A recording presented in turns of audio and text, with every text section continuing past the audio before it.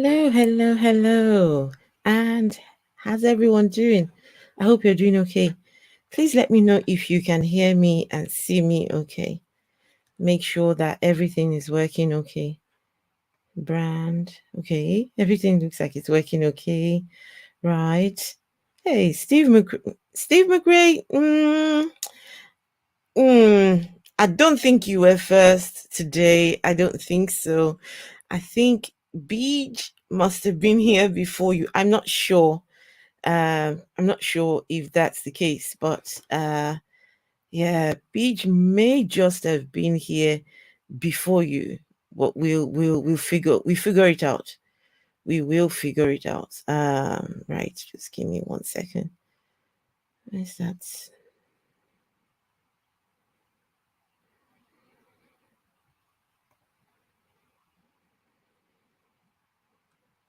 Okay, where's that video? How's everyone doing tonight? I hope you're doing okay. I hope you're doing well. Please let me know if you can hear me. I want to make sure that you can hear me before I start.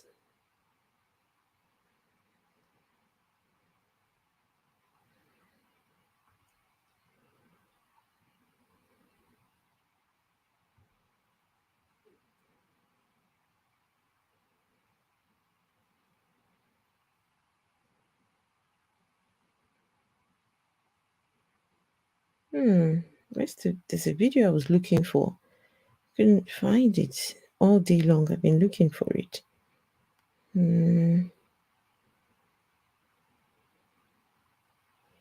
Oh, never mind.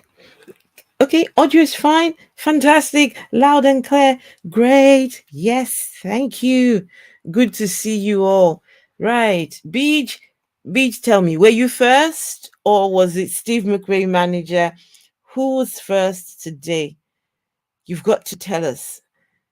Because I came in and I'm sure I saw Beach and I was thinking, oh, what's happening today? It's either Beach or it is Steve McRae. So it's someone.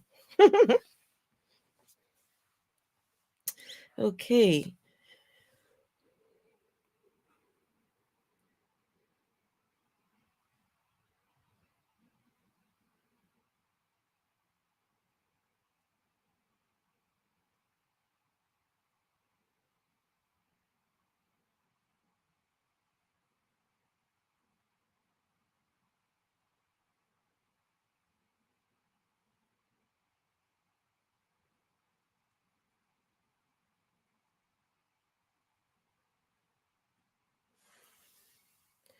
Oh, I can't find this video, but never mind. Let's get started. Steve won. Beach was first. Yeah, Beach was first. So unfortunately, no. Steve McRae wasn't first today. Sorry, Steve. I tried first hours ago. Yes, you did. I definitely saw it. I definitely did. Yes. Okay, guys. Welcome to today's stream. And today we will be talking about the dangers of being an atheist. I appreciate being an atheist living in the UK. I've said to people that if I wasn't here in the UK, I doubt I would be an open and out atheist. I probably would be either in the closet or not even an atheist at all. Because when you're surrounded by all things religion, everybody's religious around you, the chances are you can't see outside the box. You can't see outside of that bubble that you're in. So relocating has had a really, really huge part to play in just waking me up. Because coming to a different country, you see how people live their lives. You don't have to pray to have clean water. You don't have to pray to have Power. Look at my lights are on, everything's on. I'm not worried about the lights are going to go out. As long as I pay my bills, I'm good. As long as I pay my bills, everything's good with the world. So over in Africa, you have to pray for everything. You have to pray for water. You have to pray for God to supply water. Power. You pray for power. In Nigeria, we used to have what they call NEPA, right? NEPA was the body that controlled the electricity. They had a mind of their own, these people. So you come to a different country and everything works. Now you realize, why do you need God again? Why do you need this God character again if everything is working for you?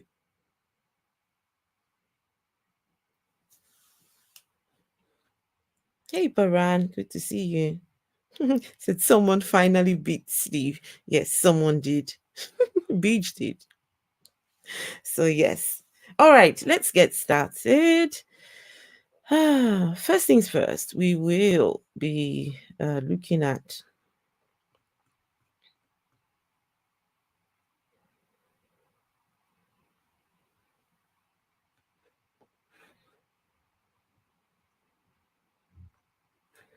okay, so it's an article written by Dr. Leo Igwe because he's very much in the so over in Africa and Nigeria, when you talk about humanism, when you talk about atheism, chances are you will mention Dr. Leo Igwe. And he was here just a few days ago. He's very, very instrumental in just speaking about humanism, speaking about atheism, and just trying to put the word out there. So yeah, he's got an article out here. Let's see. And the fate of okay.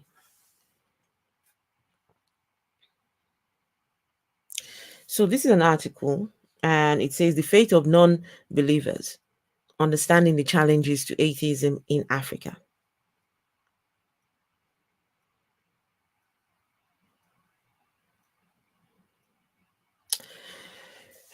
Why is it difficult and sometimes dangerous to be an atheist in Africa? In answering this question, I outline the risks and difficulties that non-theists face and how they play out in everyday life. I draw from experiences of atheists in Nigeria, in Ghana, and Zambia in answering this question and in supplying materials for further discussion and reflection. Atheists across Africa face personal, social, economic, state, and organizational challenges. Atheists usually grapple with the fact of their unbelief, their realization that there is no God. Atheists struggle to come to terms with their disbelief in a deity, and this struggle entails deciding where and when to take a stand and how to come out as a disbeliever in God. Atheists usually grapple with whether to maintain a strict non theistic stand or entertaining a sit on the fence, agnostic, maybe there could be some God out there approach. So that's agnosticism. I can never say that word. Many atheists often have to confront the challenge of what kind of atheist to be, a closeted atheist or an atheist in the open, an atheist activist who is assertive of his or her rights, or a passive one who does not want to rock the theistic boat or ruffle theistic feathers in any way. For those living in a very intense religious environment, this personal challenge is often designated as a crisis of faith. Atheists experience this crisis Not really, because faith in God makes a more compelling case for truth, meaning, and morality, but because atheism has social implications. Mm. Human beings are social beings, and their behavior have social angles. Um, in addition to their personal challenges, atheists contend with possible reactions. Here we go, guys. Atheists contend with possible reactions of their family and community members. That is what family members and friends would say, and their other responses to their atheism. This is actually where atheists encounter much of the risk and dangers. That is how the society judges and treats them. To illustrate this point, a comment was posted on a Facebook page of a Ghanaian atheist. And this is what he said. He said, "I've been told before that my atheism is a show off. To be honest, being atheist in this country is painful. It means being at war all the time. It means standing against family, risking the support of being primed to lose that support at any moment for your worldview. Atheism means the social comfort that the church gives to others is out of reach for you. Add feminism, your position and things get even tense. You are threatening the very foundation of the patriarchal family structure. You now not only have to fight for yourself, but with and for women whom the structure oppresses. If you are a humanist, on top of that, now you have taken it to another level. Your solidarity with the LGBT people now makes you a clear enemy to everyone around you who would have been your friend and your brother. Truth be told, atheism, humanism, feminism is a costly thing in our current social environment. It is only fun when you're with like minded folks. Otherwise, you have to be fighting at many fronts all the time. So let me make sure you guys are still listening in. You guys still there? I know it's a long article, but we will soon be done, and then we can watch the video. Um, and I will warn you guys in advance. The video is actually very, it's very heavy. So be warned. Get ready.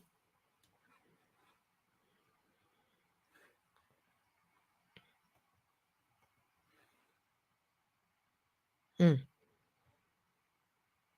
Okay, atheism as a form of sickness. In some places, embracing atheism is equated to some psychological problem. Someone said, recently, I added the acclaimed Northern atheist on my friends list. In fact, I requested for the friendship. So far, I found two things intriguing. First is the way people condemn him whenever he makes posts that violates their system of belief, which I find really funny. But I understand why. He was once their own. Now they cannot contain the reality of him being on the other side of the coin. The second thing I've learned from his post so far is the conflict between conscious and ego. Instead of the dude to concentrate on preaching what he practices, he and calling upon people to the salvation that freedom offers, he resorts to ridiculing other people's system of beliefs, which is tantamount to denying and questioning their choice. Okay, still a whole lot more, but what I will do, I will come back to the article. Let's watch the video. Because if you're anything like me, I get bored very, very quickly. If I have nothing to look at, I get bored very quickly and I want to look at something. I want to be doing something. So we'll go to the video and then I'll come back to the article later on. Okay, right. Let's see. Congrats, Beach. I heard you were first. Well done. Oh, Steve McRae is not going to like this one. Here you go.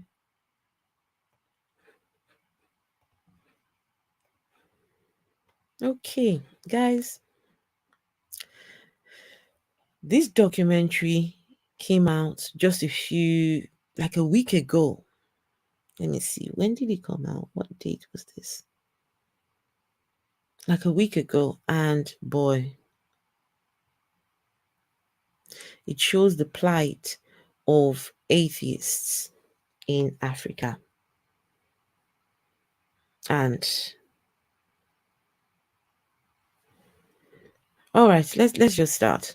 Freedom of religion, social justice, and also freedom of speech. Mubarak Bala is an outspoken atheist from Kano, a conservative state in the northern part of Nigeria. He frequently shared his beliefs on social media and later became president of the Humanist Association of Nigeria. I'm a critic of religion. People take it as an insult, but I don't see it as an insult or blasphemy. If they feel hurt that this is what I'm doing, they can actually just unfriend me. They don't need to follow it. Mubarak's forthright criticism of Islam and religion in general caused outrage among conservatives in the country, and after Muslim lawyers in Kano complained to the police, he was arrested in April 2020. Just reading all these posts make me unhappy. Touches me. Millions of threats. They're going to kill him. They're going to chop his body. They're going to cut off his head. I told him, come to Abuja immediately. We could not reach out to him. We could not talk to him. We could not send people to him. In fact, initially, it was difficult to even get them to admit that they had him. What followed is a landmark case that has placed the threats to freedom of religion and expression in Nigeria under new scrutiny, and that ended with a sentencing that sent shockwaves around the world.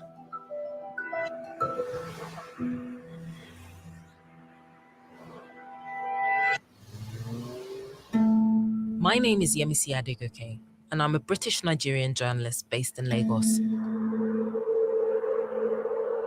Nigeria is a deeply religious country.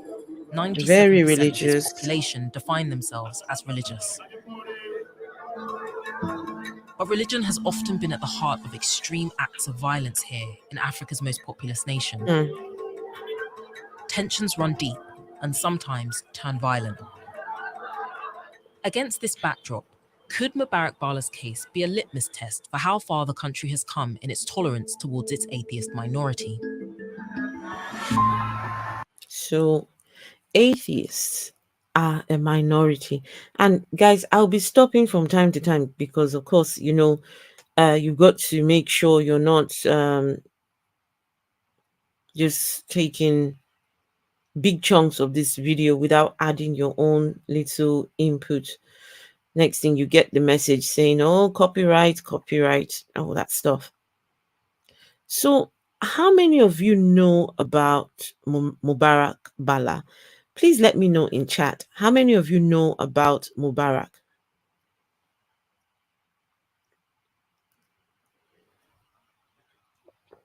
How many of you have heard of Mubarak or Mubarak's story?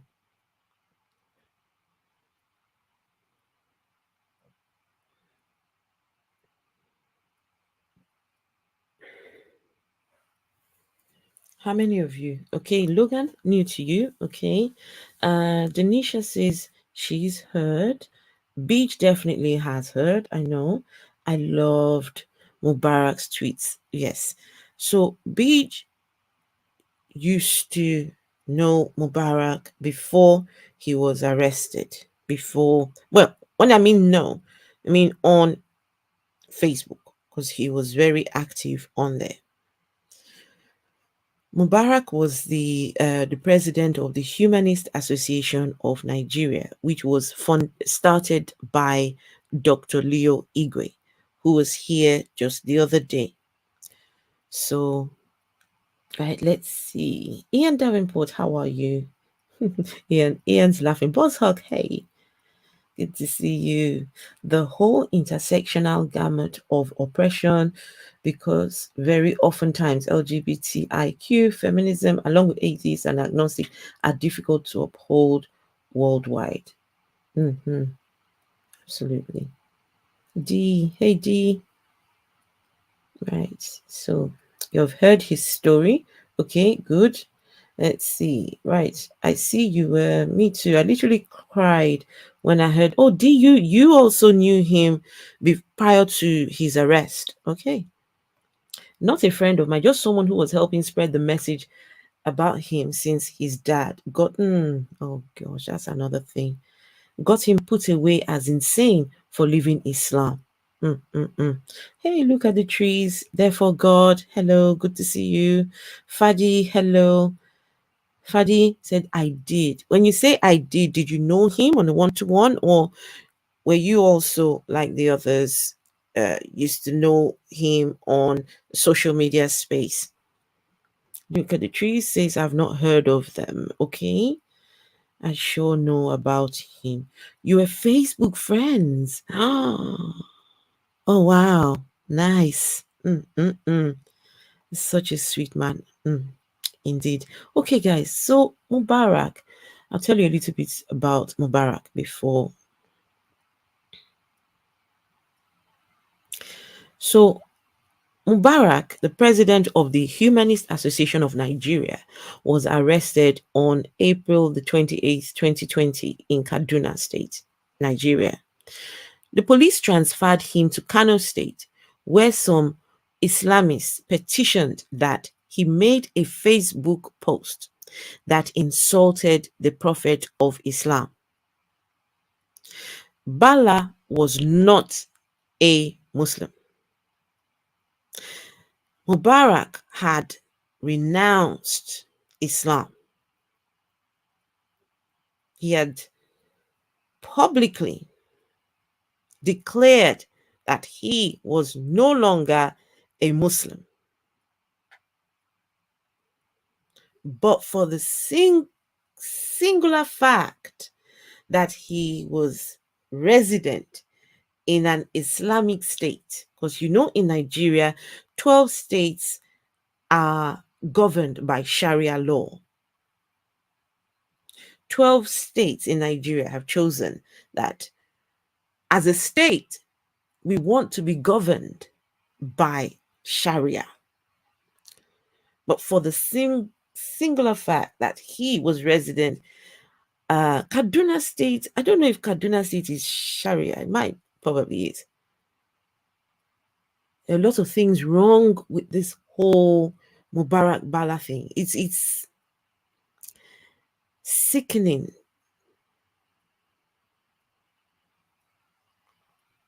So Mubarak, he was not a Muslim. He came out as an ex-Muslim in 2014, and the family co-signed him to a mental hospital. There are pictures of him in that hospital. Let me see if I can find the picture of Mubarak in the on the hospital bed.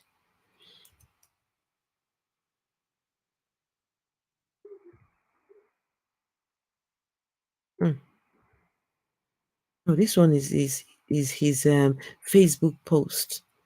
Don't know if you would see his post here. Are his posts still public? Oh wow.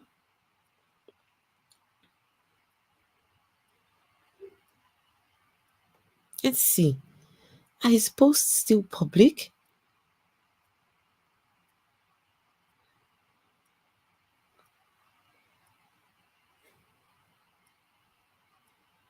Oh wow.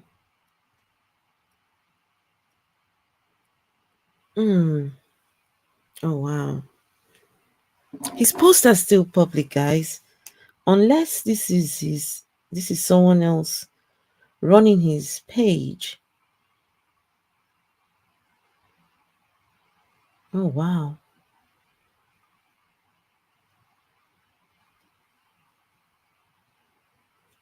Just give me 1 minute. Let's see if I can see.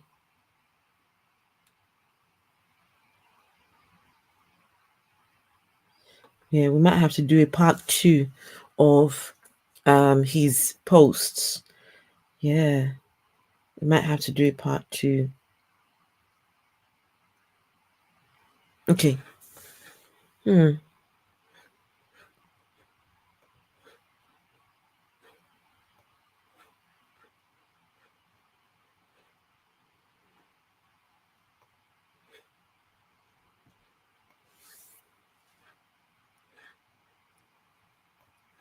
Just give me 1 second.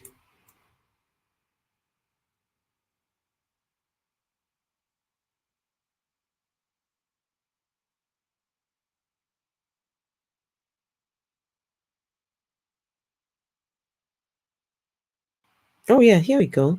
There's pictures of him when his family. Let me stop sharing this and share this instead. Yes, that's Mubarak. There's nothing wrong with him. But this was him in the hospital. He was taken by his family. His family said, "You cannot leave Islam. How can you leave what you have known all your life and claim that you are now an atheist?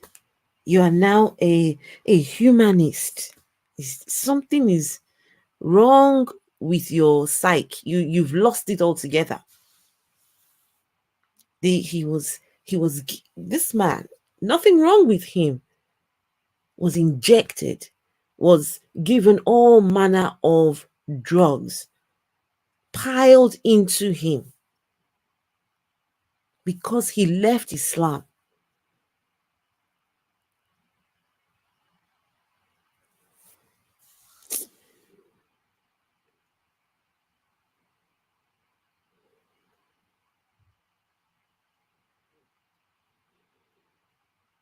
That's him and his mom there.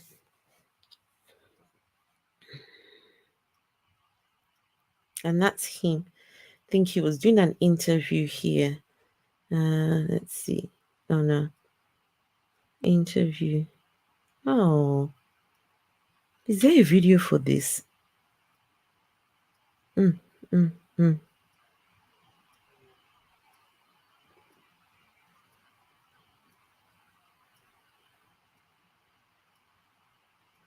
Okay.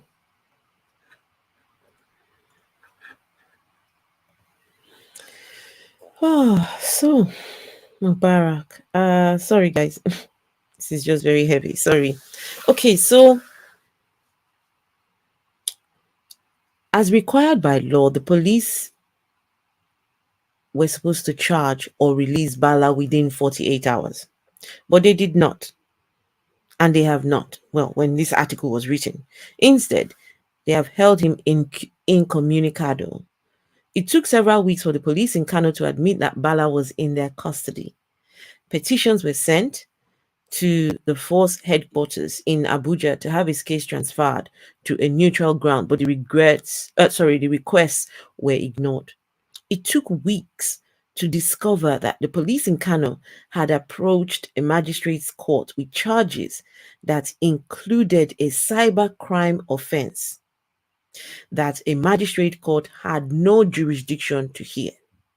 Meanwhile, the police were yet to formally arraign Mubarak Bala or grant him access to a lawyer 3 months after his arrest. The police continued to give the impression that they were processing Bala's case following the law, but they were not. Access to legal representation is a constitutional right, but it took weeks for the court to order that the police grant Mubarak access to a lawyer. It took a couple of weeks to get the court order signed and delivered to the commissioner of police in Kano. Now, nobody knows. This is an old article. So the bottom line here is Mubarak finally, after 2 years of being in the police custody. 2 years not being able to see his wife, not being able to see his lawyer, being tossed from one place to another.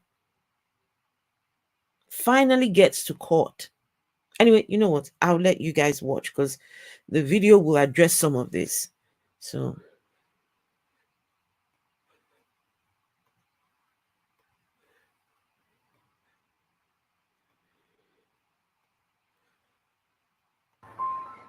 although Christian and Muslim communities are found all across the country, Nigeria is broadly divided between the largely Christian south and predominantly Muslim north. Mubarak, the son of a Muslim religious scholar in the northern state of Kano, was dividing his time between Kaduna, where he worked, and Abuja, where his wife Amina and their baby lived. I travelled to meet with Amina. The pair had only been married 8 months when Mubarak was arrested. I see you're hard at work. Yeah. Please come. How are you? Well, with what is happening, I have no choice than to just be strong. That's it. We had not even celebrated our first anniversary before this issue came in. I was so down, you know. I kept crying and crying and crying because that was the only way I could ease my pain, to cry. How old was your baby when Mubarak was arrested? My baby was 6 weeks when he was taken away. Mubarak has missed a lot. He has lost almost everything. Everything, in short. God. Do you think it's worth it? I don't really know, honestly. He should just get his life back. That's... That's a hard question to ask. She's got to try and hold it together for the baby, herself. God. They weren't even married 9 months. And your husband just taken away. I can imagine that this lady would have been saying to Mubarak, slow down a bit. Don't be so public about this thing. Maybe just keep it quiet a bit, you know, because you know what? Some women that like, are you sure you want to do this? But when you come away from these toxic religions and you realize that they're all nothing but a lie, I don't know, there's something it does to you. There is something. It just, you can't settle. If you're like me, it's like, I've got to say something. I've got to do something. Someone has to hear this. And that's why I will always have a passion for this. Always. Because you come away from these religions and realize, gosh, we were lied to for so long. We're denied a childhood because of this religion, of this God that doesn't even exist. Oh, I don't want to cry. We should just get our life back. Can you tell me about, some of the things he was posting on social media and what kind of led up to his arrest? He was arrested because he was accused of making blasphemous posts on Facebook. I asked him, why are you doing this? He sighed and was like, I have so many reasons for being what I am today. People use religion to cover up their evil. Whether you're a Muslim, whether you're a Christian, whatever. They use religion to steal. They use religion to kill. They use religion to bully. They use religion for power. He said, I cannot pretend about this. I have had this in my mind for so long. I cannot keep quiet again. I was on Facebook then and I saw those threats. Some people were posting his pictures, millions of threats. They're going to kill him. They are going to chop his body. They are going to cut off his head. If he's not being killed, that something is going to happen. All those things. So I told him, come to Abuja immediately. But before he could join his wife, Bala was arrested. I was right. I was 100% right in saying I can imagine that she was trying to be the voice of reason. She was trying to say, are you sure you want to do this? This can get you into trouble. But when you have that urge to get people to hear the truth, there is no shutting that down. There is no amount of talk anyone wants to whisper in your ears. Even to your own detriment. You want to say something, tweet something. Just someone has to hear this. And so Mubarak, he was sold. There was no change in his mind. And because he had a position, his position was he was the president of the Humanist Association. So I bet for him that meant a lot. He not only had to talk the talk, he had to walk the walk. I bet he wasn't one of these that says, do as I say and not what I do. He's not one of those. Do as I say and do as I do. So he had a lot riding on the fact that he was the president of that association. You have young people under you who are looking at you as their mentor, as their guide. What are you going to do? But unfortunately, the wife said, okay, can you leave that place where you are and come over here in Abuja? Abuja is more like a central place. Come over there instead.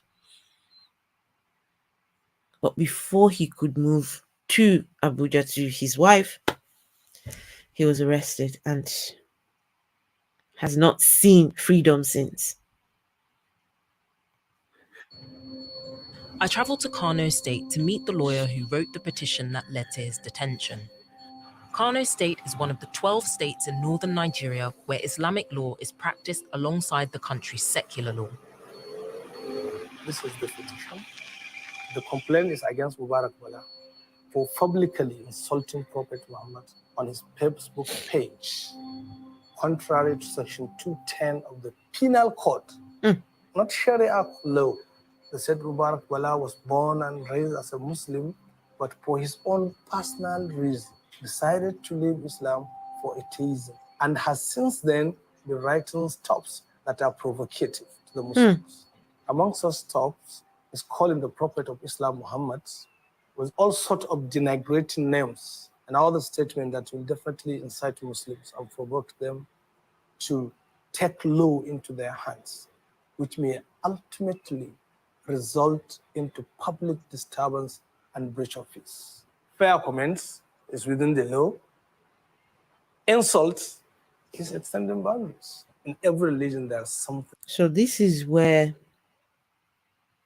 being an atheist in Nigeria becomes problematic, because in its constitution, Nigeria's constitution makes provision for God. You cannot insult the God of the religions in Nigeria. So the things I do here, if I was in Nigeria, well, let's just say someone would have gotten offended. Someone would have said, no, how dare you talk about my God? And we've got laws that say you cannot talk about the God of these religions. Christians don't bother too much. The Christians, they don't bother. But the Muslims, oh my. I've been told that at least Mubarak still has his life. Be thankful. Be thankful that Mubarak is alive. Be thankful that other people did not get to him first. They were threatening to kill him. What they said was the fact that he was an atheist at the time of his this event. That's the only reason why they didn't go for the death sentence. So if he was a Muslim and did what he did, it was the automatic death sentence.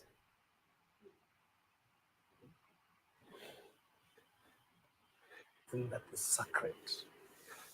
You saw the post here, the one that you just showed me, and you said that you were really offended when you saw it. He was offended. Couldn't you have just blocked his page, there you go. Closed your computer? There are some insults that you cannot sleep when someone shouts it. As I'm talking to you, he said, there are some insults that you cannot sleep when someone says it to you. Those insults were not directed at any of you Muslims. Not one.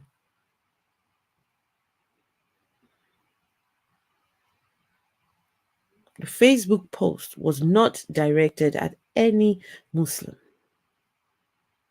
It was directed to the God or the deity you worship. If your God and your deity is indeed as powerful as you claim they are, how about let them fight for themselves? They don't need you to fight on their behalf unless they're weak, unless they're not as powerful as you claim they are. Or better still, they don't even exist. Because why on earth would people need to create laws on behalf of a supernatural being? Why? Why do we need laws? No, guys, seriously, let me ask you guys the question. Why do we have to have laws created in constitutions on behalf of deities that probably don't exist? Why do we need these laws? Nigeria is a very theistic country. Christians have an avenue of support, but agnostics and atheists have no such luxury. Very small community, if at all there's any where you are. Thank goodness for the internet. You can connect with other people all over the world. Being an atheist and atheism, let me tell you, it's you're talking very tiny numbers. Very tiny numbers. And that's why someone like myself, when I do streams here, you can't see tons and tons of people coming to come and watch. No. Because there's not many who are interested in this kind of conversations. This is not what they're interested in listening to. You speaking, someone said to me, Esther, but don't you think what you're doing is like preaching to the choir? That you're only speaking to people like yourself. You should go out there and preach your message to people. First, before I sit here and speak anything, I've got to make sure I'm safe first.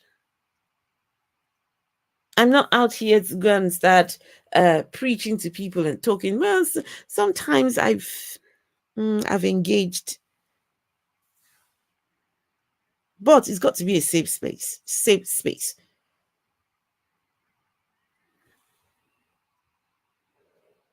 Ishak, hey, Ishak. Beach, they have lived there for thousands of years. Ishak, for one now. Ishak, he lives in the northern part of Nigeria where there is Sharia.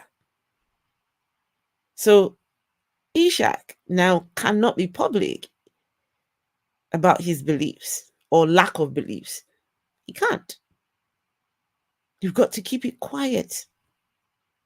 You've got to, some people even hide under pseudonyms just because they can't be public about it. His smile, he gets points in paradise for what he did to a living person.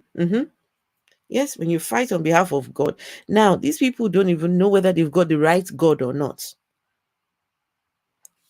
This is the thing that gets me about Nigerian religion. Christianity and Islam. Those two. And sometimes I wonder, do these people realize that? Do Christians realize that the fact that they are Muslims cancels out their God, their whatever they believe? Allah and Yahweh cannot coexist. Allah, Yahweh cannot coexist. They cannot both live in the same reality. It's impossible. Allah cancels out Yahweh. Yahweh cancels out Allah. You can't have both of them. You got to try and decide, which one of them then. And here we are. We're creating laws for these gods.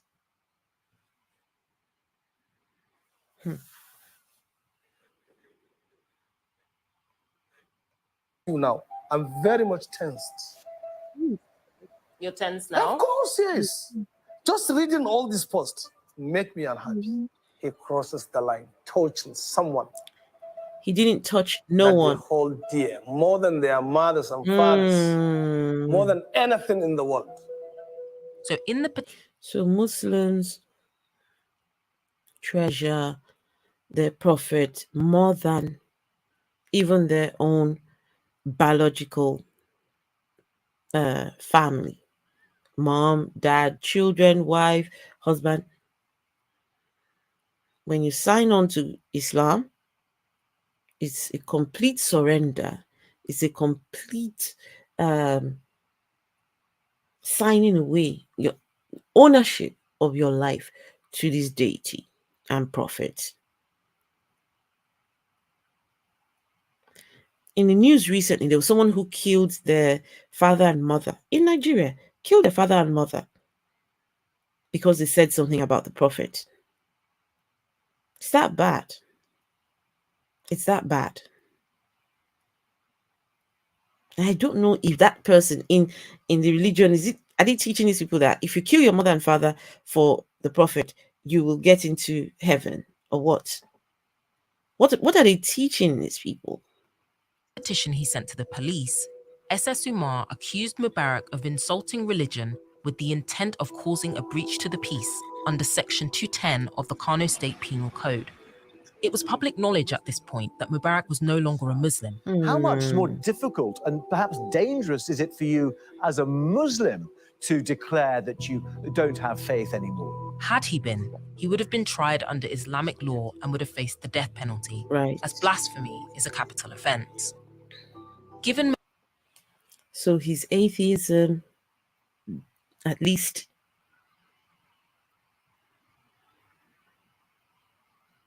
somehow was a good thing. If he was a Muslim and did what he did, we won't even be talking what we're talking right now, because by now you'd have been long gone. But even then, it's still not good enough. Still not good enough.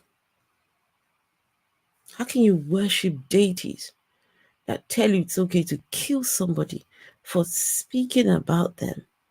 How weak can your deity be? How insecure is your deity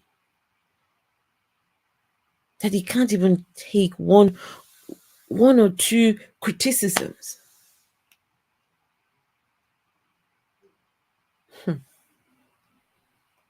Mubarak's knowledge of tensions in the north, it made me wonder why he would decide to play with fire in this way.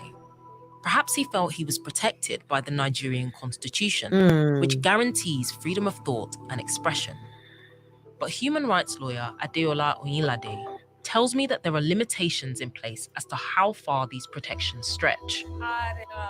If you're deemed to have breached the peace, public health, public order, or public morality, then these guarantees no longer apply. But Mubarak's case is new territory. We've not really had cases of blasphemy going even to the highest court of the land. So the court has not made specific decision on a specific blasphemy case so far in Nigeria. And what exactly counts as blasphemy under the law? In our laws, we have a penal code that applies in the north and a criminal code that applies in the south. That does not expressly mention blasphemy, but that looks at the ingredient of blasphemy. In the southern part of Nigeria, if you say something offensive with intention to create hatred to a class of people's religion, is an offense. Penal code says something similar. In the Sharia law of Kano State, for example, it went as far as mentioning if you say something against Holy Quran and the prophets. So we don't have a unified definition of what constitutes blasphemy in Nigeria. And doesn't that also just sort of leave room for abuse of these laws because they're not clearly defined? And interpret that law however they want. Then it has created opportunity for people to see things based on their own perspective. There you go. And react in that way.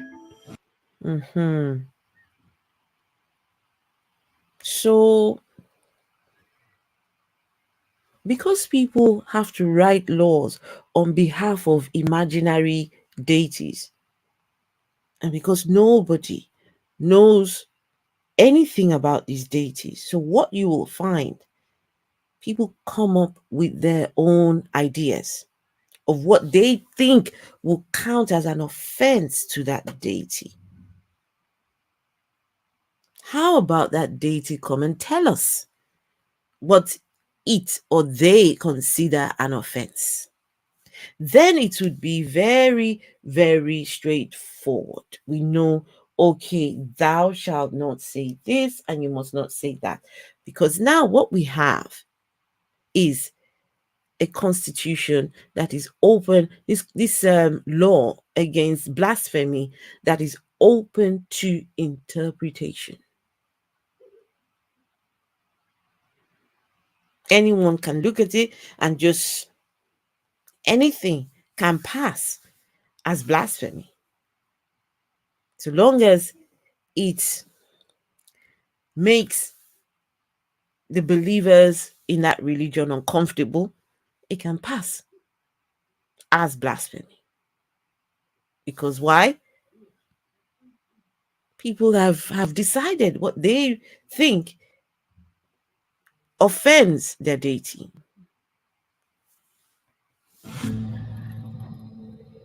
My journey continues in Imo State, southeastern Nigeria, where I'm meeting with Leo Igwe, a friend of Mubarak Bala and founder of the Humanist Association of Nigeria. Leo knows firsthand what it's like to be an atheist in the country. Religion plays a lot of role in the everyday life of Nigerians. If you are the free-thinking type, life becomes a struggle. There is a lot of capital, social capital in religion. believing in God. Yes. In this setting, Mubarak and Leo found in each other kindred spirits. Listening to him gave me hope, made me have this sense of fulfillment. Yes, after all, I'm not that crazy person a lot of people think I am. And we started working together until he was arrested in 2020. This place is densely Christian. This is where I was born, this is where I grew up, and this is where I worked as a seminarian or somebody training to be a priest. One of the seminaries I attended, this is it. I started reading about humanism when I was in the seminary. Humanism resonated with me because it made me see religion as a human creation. Human construct. There is that sense of a superior entity at the center. Human beings actually crafted that entity and sometimes are ready to sanction and sanctify the killing of human beings. Humans crafted those entities. Well said. When I was a Christian, they said we were created in the image of God. It turns out that the Christian God was created in our image. Only a God that's created in the image of humans will get angry the way the Christian God does. Only one that was created in our image will create a place called hell to torture people that don't agree with him.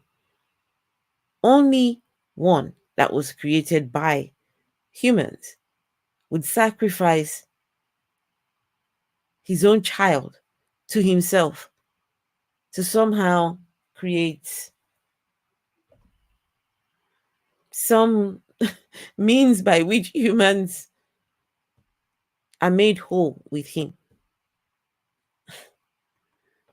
The oppression of human beings in the name of that entity.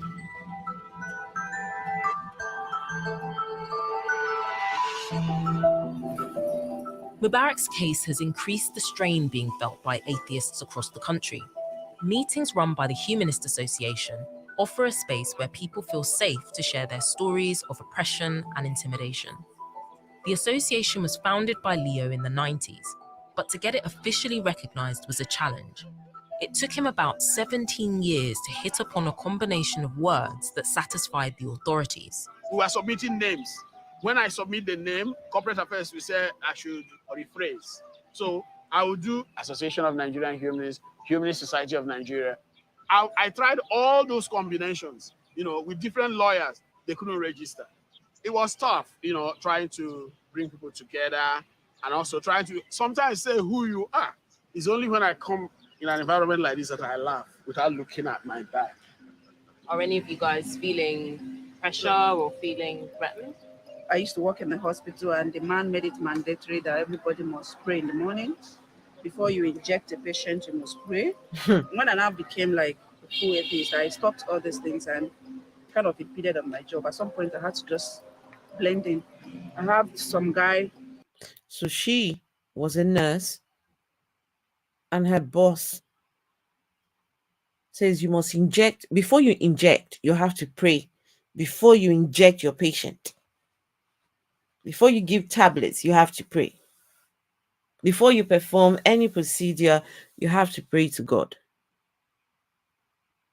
When things go wrong with your patient, it's God's plan, it's God's will.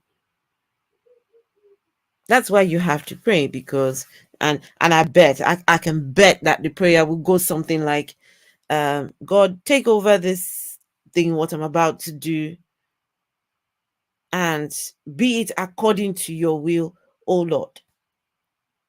Yeah, I bet that's the kind of prayer they will pray. I commit this procedure into your hands. Use my hands, use my legs, I pray in Jesus' name.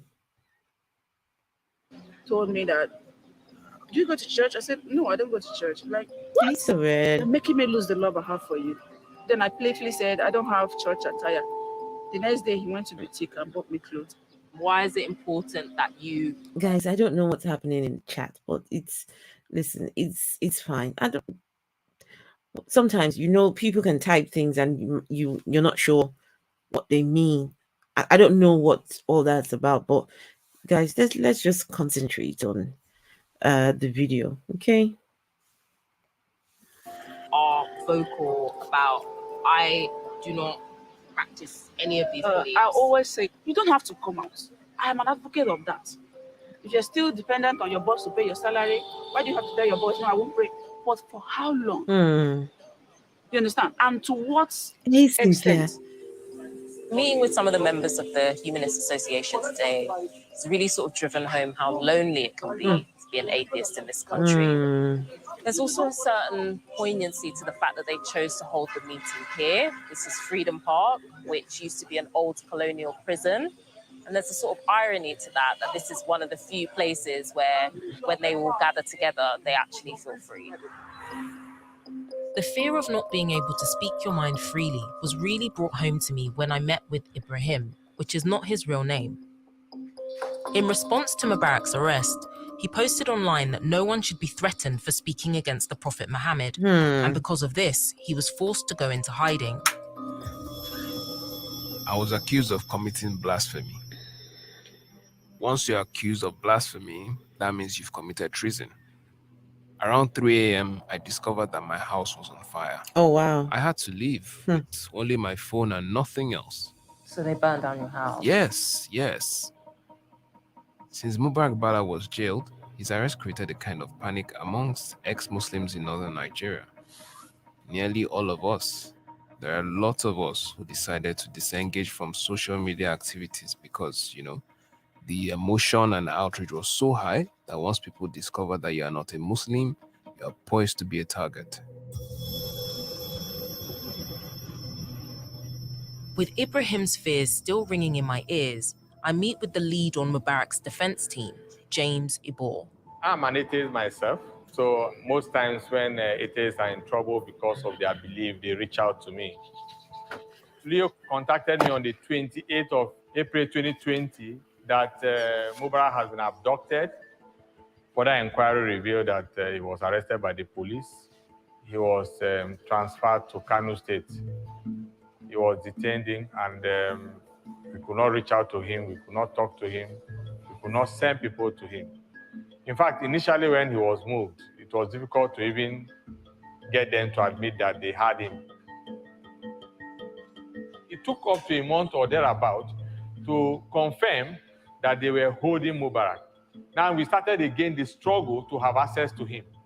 He was denied access to his lawyers. He was denied access to family members. We contacted National Human Rights Commission and so many UN agencies mounted pressure to allow Mubarak have access to his lawyers and family. Had to hide. The meeting with Mubarak's lawyer prompted me to seek out the executive secretary of the National Human Rights Commission to get clarity on how events actually unfolded. Our office in Kano was asked to monitor and go and try to see him while he was in police detention in Kano. So that was how we started engaging the authorities to make sure that his constitutional rights of access to his lawyer and his family was restored to him. Then we went to request for his release or his being charged to court. The explanation they gave us was that if he was allowed to go along the streets, maybe people will take laws him or mob him or something like that. So into they were their like hands. saying it was like a protective kind of custody, that it was in his own interest that he was being detained. Guys, he was being detained. So being in detention was for his own protection. So being in police detention is now like a witness protection program. Because if we let him out just for putting something on, typing something and putting it on Facebook, that's it. Some people can lay hold of him and The rest will just be history.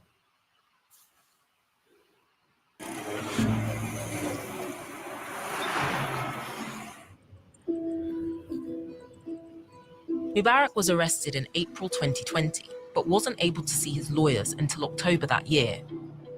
It took almost 2 years before he was arraigned or formally brought before the court to enter a plea of guilty or not guilty. We're on our way to the courthouse, but before we get there, we're going to pick up Mubarak's Can you lawyer. see how The official case starts today? Can you see how, if you notice what has changed? Before now, she's put on her jeans, she's had her nice, haircut. But now, because we're off to the Sharia courts, oh wow, you have to make sure you're dressed for the occasion. Women cannot. I don't understand this. Why religion would you look at the women and just decide, no, you must cover themselves up. Cover you from head to, some go as far as only the eyes. You can only see the eyes. That's if you see it at all. Because some of them have like a mesh. Why? Because we don't want men to lust. So why did God create the men with the eyes? God should have just covered the men, right? Cover their eyes or something. Why is it the woman's problem? Why is the woman now the one who needs to cover up so that the man would not lust? You think that your covering will stop the man from lusting? They've even made provision for him to marry as many wives as he wants.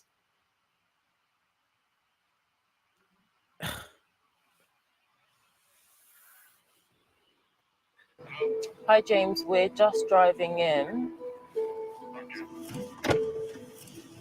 Morning, James. How are you? Thank you. Mubarak's alleged crimes relate to posts published online, and yet where he created those posts is critical to his defense. If he did not post while he himself was in Kano State, his lawyers say that his arrest would have been unlawful.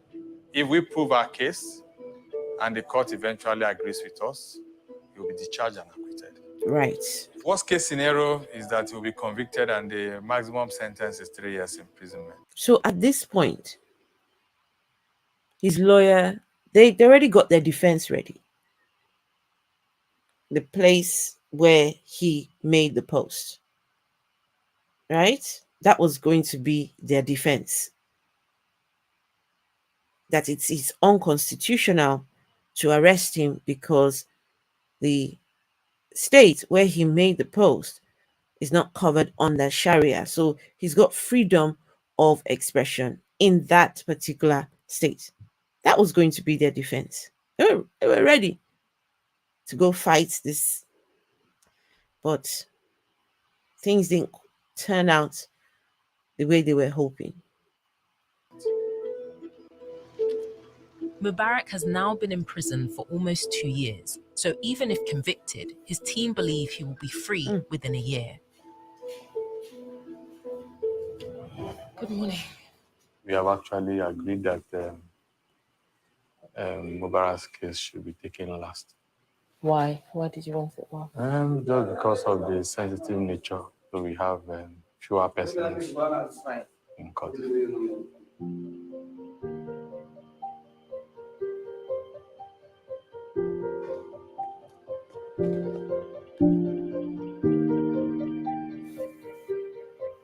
The trial is on, and we are prepared to fight it even up to Supreme Court. If Mubarak is convicted, it will be a slap to the claim of religious freedom in Nigeria. And if he's acquitted, it will be a victory and a strong signal that there is hope in the campaign to separate religion from state politics. I consider it an honor to be providing legal services to Mubarak. I'm not just doing that for Mubarak, I'm doing it to all atheists in the whole world. I'm Thank doing it for you. myself. I'm doing it for my children. Thank you very much. My grandchildren. Thank you.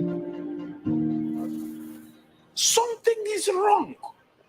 And until we begin to speak out and speak out strongly and firmly, we will continue on this path of destruction.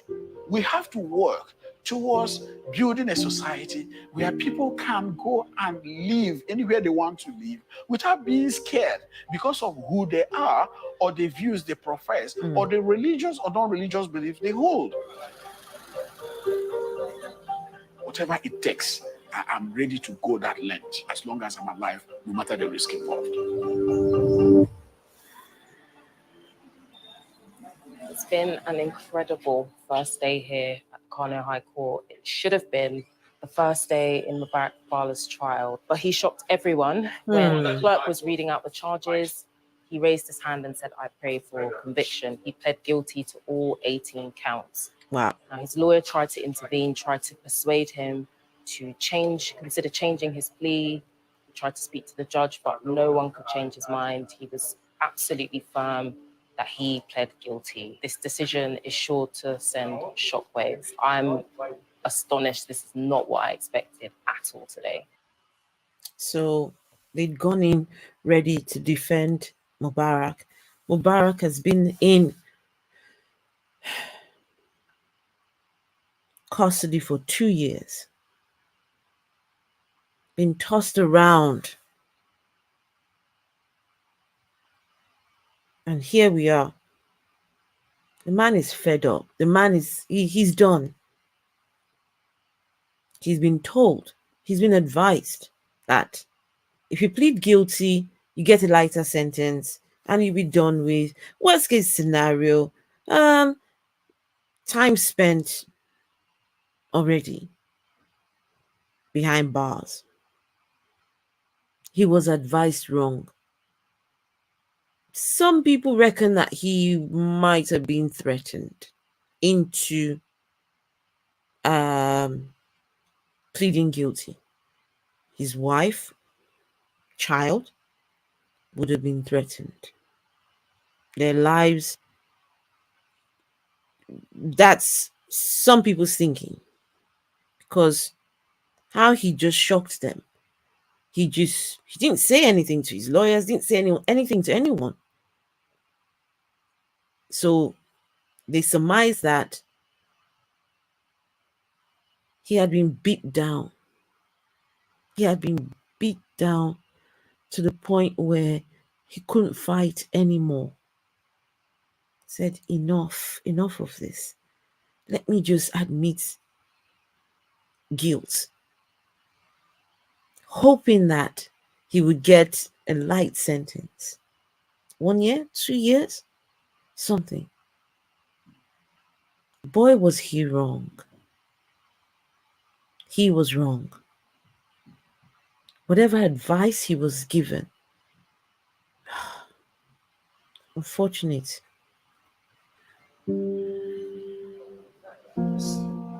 James, how are you feeling after that? Honestly, I'm a bit disturbed and devastated, but I think I want to still have some audience. It broke him. Later this evening or tomorrow morning to really understand what happened. He has not even given us the opportunity to provide a defense for him. Mubarak pled guilty, but what came next in court was even more astonishing. Oh, God. The judge pronounced a sentence that no one was expecting. Hello, Amina. James. Yeah, he was sentenced to 24 years in prison. Jesus Christ. He pleaded 24 guilty years. For all the count charges, the 18 count charges. Now we have to break it to his wife. Amina's stunned silence upon hearing the news of Mubarak's 24-year prison sentence speaks to the shock of the court issuing such a severe judgment. Guys, you realize what's happening here.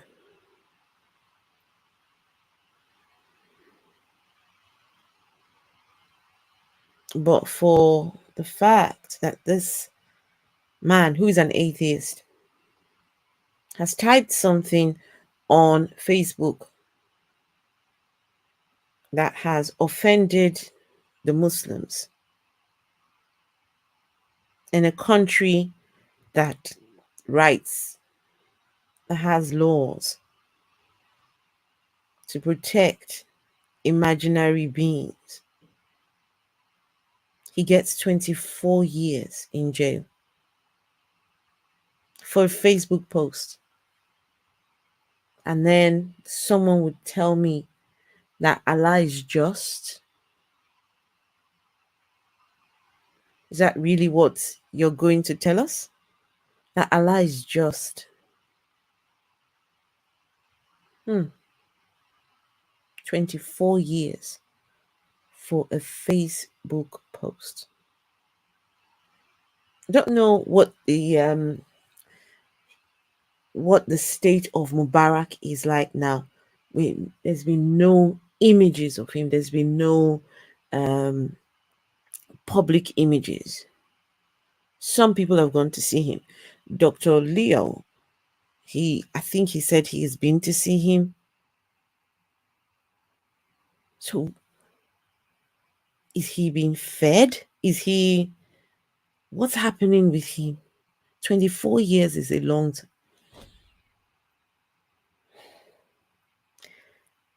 By the time Mubarak is released, his son will be 20. How old? How old was his dad when? Gosh.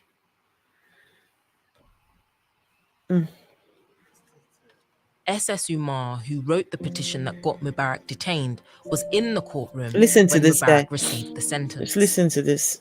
And as the judge was sort of reading out his sentence, they kept saying, as the court pleases, as the court pleases. And you could see that there were people in there that were really happy with not only him pleading guilty, but with the fact that the sentence was so steep. If somebody as influential and popular as Mubarak can be sentenced to 24 years in prison, you know, what's a younger kid who doesn't necessarily have the same sort of backing going to do? It is me that made a complaint. So it is my duty to follow the case. I really feel bad for the wife. Shut your mouth. Son. But I'm not feeling bad because his father has been sentenced to 24 years imprisonment. No. Look at this idiot. He feels bad for the wife and the son, but not for Mubarak. He deserves that. This person is one of the people fighting so hard for his prophet, who's been dead a long time ago. Look at him. No, he doesn't feel bad. It's his right to fight for his beliefs, for his gods, his deities.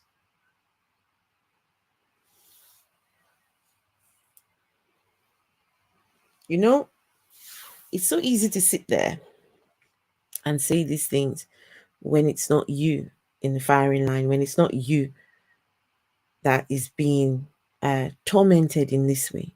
It's so easy to point a finger and say, oh no, you shouldn't have done that. You shouldn't have said that. You should have done it this way. You should have done it that way. You should have done it. You know, it's one of the easiest things to tell other people how they should live their lives. It's so easy. Some people just want to tell you how and to dictate what you should and shouldn't do. And then they have the religion to back it up.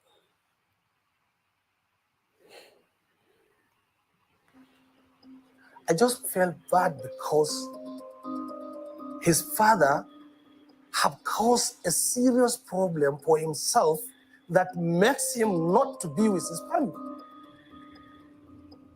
Having heard SS Umar's satisfaction with the outcome of the trial, I asked Kano State's Attorney General about the nature of the sentencing and how the final judgment resulted in 24 years in prison. It is the judge who is responsible to hear the case and to give judgment. That is beyond the Attorney General's power. What he did was, when Mubarak Bala admitted to each count of the charge, the judge found him guilty on each count of the charge based on his plea, and then ordered that the sentences should run consecutively instead of concurrently. By pleading guilty, Mubarak thought he'd be out in a year, but it backfired completely. I was angry at first. Why should he plead guilty? The outcome was so, it was like a blow. He didn't kill anybody and he was given such sentence. Why? My son is just 2 years old. Is he going to grow up without seeing him for 24 years? What will become of us? There's a feeling that this sentencing will have to increase in terms of the risk that humanists face or free thinkers face. But we are going to go ahead with our free thinking ideas, and that it is not just good for us, it's also good, for the people of Kano, because how else are we going to address extremism and faith-based violence and abuses except through free examination and free expression of our ideas about Islam and religion generally?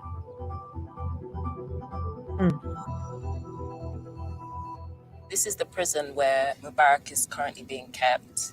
We haven't been granted permission to go and see him, but by all accounts, he seems to be holding up well given the circumstances. There's so much I'd like to ask Mubarak directly in order to better understand what has led to this. Perhaps one day. Perhaps one day. Oh.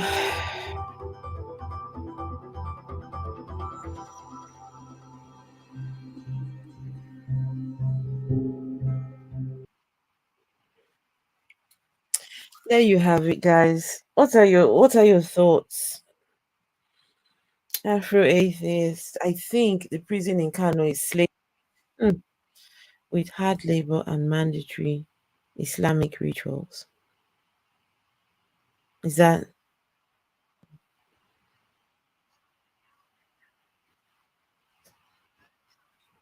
absolutely crazy? Absolutely crazy. There's a video I'm looking for. Let's see.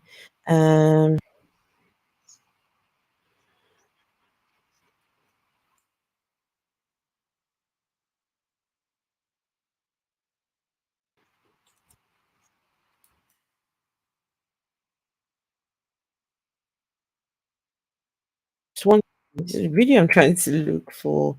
Where is it now?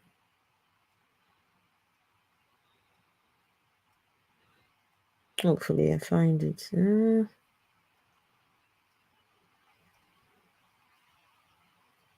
Oh yeah. Okay. This is not the video, but let's watch this one. This one just happened just very recently. Oh,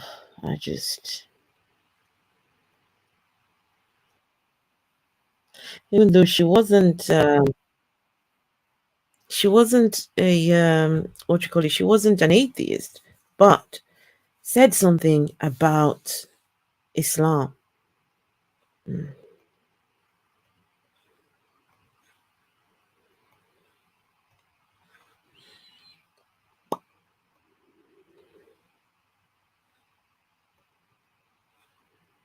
The management of Shehu Shagari College of Education has announced the indefinite closure of the institution after a female student was reportedly killed for alleged blasphemy earlier today.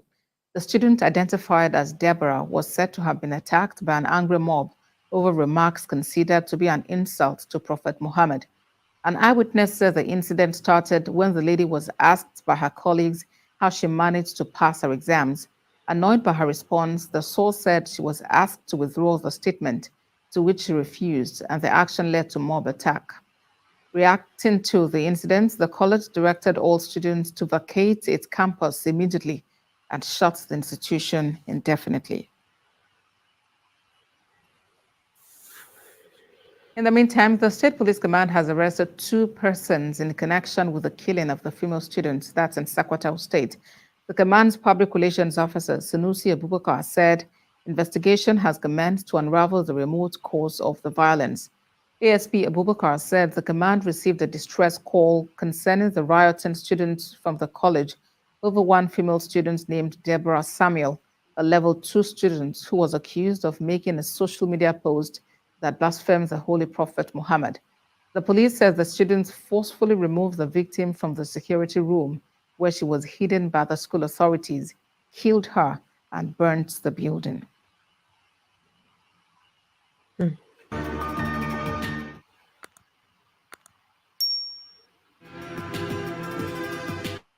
So you guys know about what's her name? Deborah Samuels, the one that was the young girl. She was, I think she was about 21 or 22, really young. She was in college, Christian.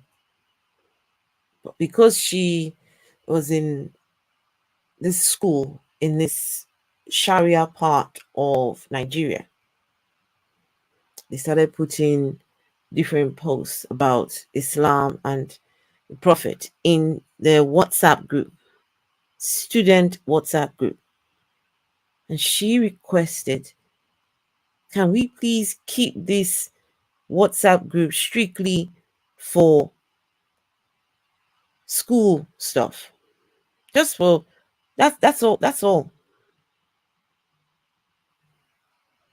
And yet, what happened? This lady was lynched. And the people who killed her, they're still out there. They're still out there. Nothing's happened.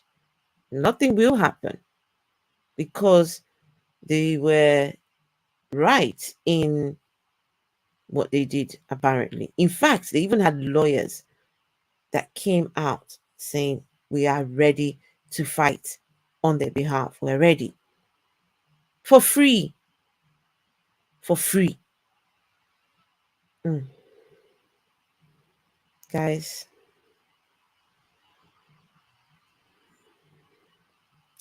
now where's that video I'm trying to look for? It's so crazy. When you're looking for something, you never find it. But trust the moment I get out of here now, I'll find the video.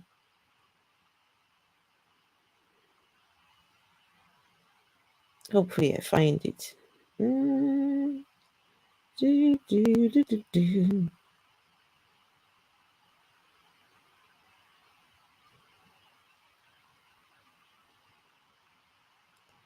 Might just find this. Let's see.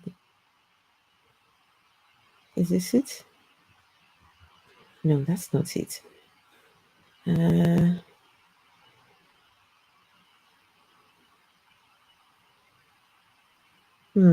Oh, hold on. Might be looking in the wrong place. Just give me 1 minute, guys. Okay.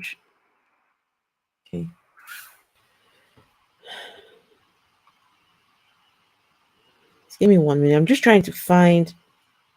There's a video I'm looking for. Let's see. What's this person? The secret behind tithing and sowing. What's the secret behind tithing and sowing? No, that's not what I want.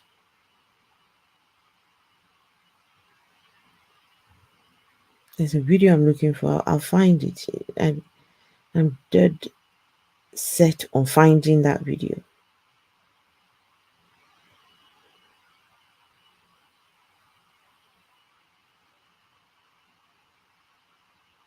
Just 1 second.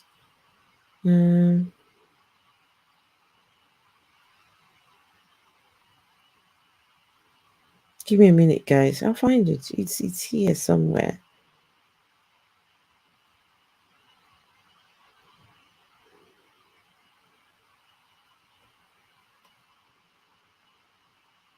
No, that's not it.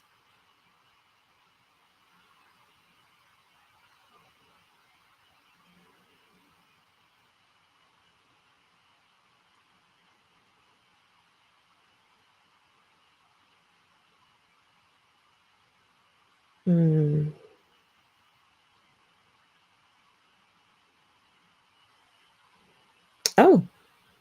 this is one that killed. This is not the video I'm looking for, but hey, this person, is there a video to this? Looks like there's a video. Hang on. Oh no, there's no video. This is the one that killed his father and mother. Man arrested for stoning. Oh no. This is the one that stoned his children to death after they refused to pronounce God in Adamawa State, Nigeria. Killed his 2 children because they refused to pronounce, they refused to say God. If we don't find that video, then somewhere here.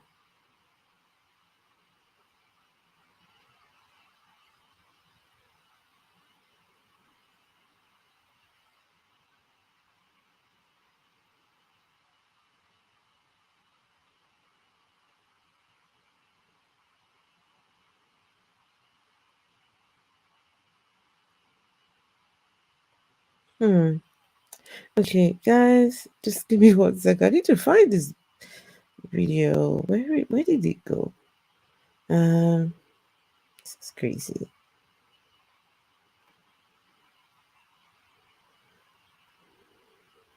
No, this isn't it. No. Okay. Next time. I have to look for it and then get it next time.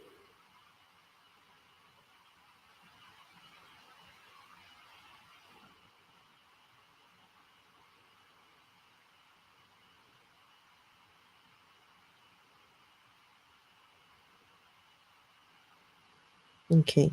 Video is nowhere to be found. Okay. We have to do it. Oh.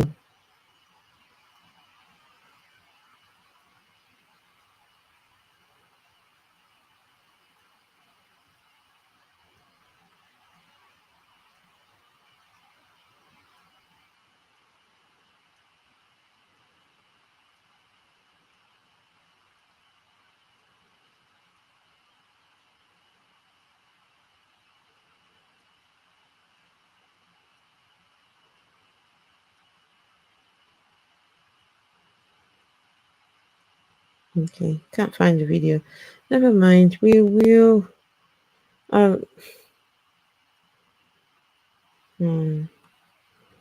Okay, sorry. I apologize, guys. Keeping you all just waiting.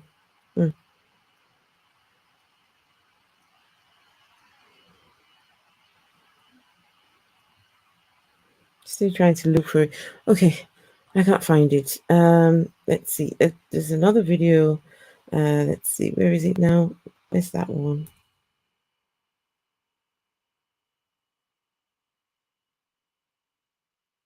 Okay, let's see what's happening in chat. Nigeria is a failed state in terms. Hey, Oshi. Nigeria is a failed state in terms of religion. 100%. I agree. 100%. Okay. Oh, guys, do you hear me okay? Apparently my sound's not coming through okay. Hang on, let's see.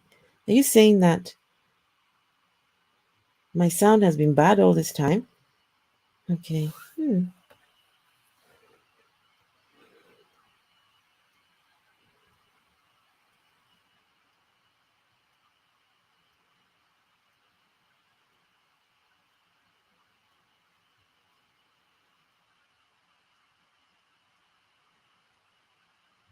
Oh, okay, yeah. This other video. I'm going to have to translate what this person is talking about here.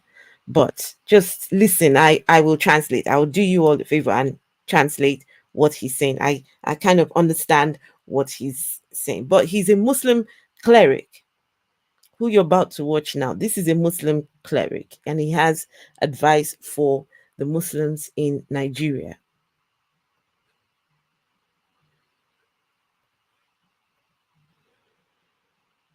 Ǹjẹ́ Islam fàyè gba doggy style? Right. Okay. Tó bá fàyè gbà. So he's asked a question. Sex education in Islam. Does Islam allow for doggy style? Right? That's the question. Does Islam allow for doggy style? So you all know what doggy style is, or do I have to tell you what doggy style is? Do I have to do a sex education class? Right. So this is a Muslim cleric. So this is, when you ask Muslims the difficult questions in their religion, they tell you, oh, we need a scholar to tell us. You always need a scholar to. But here is a scholar. So he should know exactly what he's talking about. Okay? So he's saying he's not only going to tell you the answer, but it is straight from the Sharia,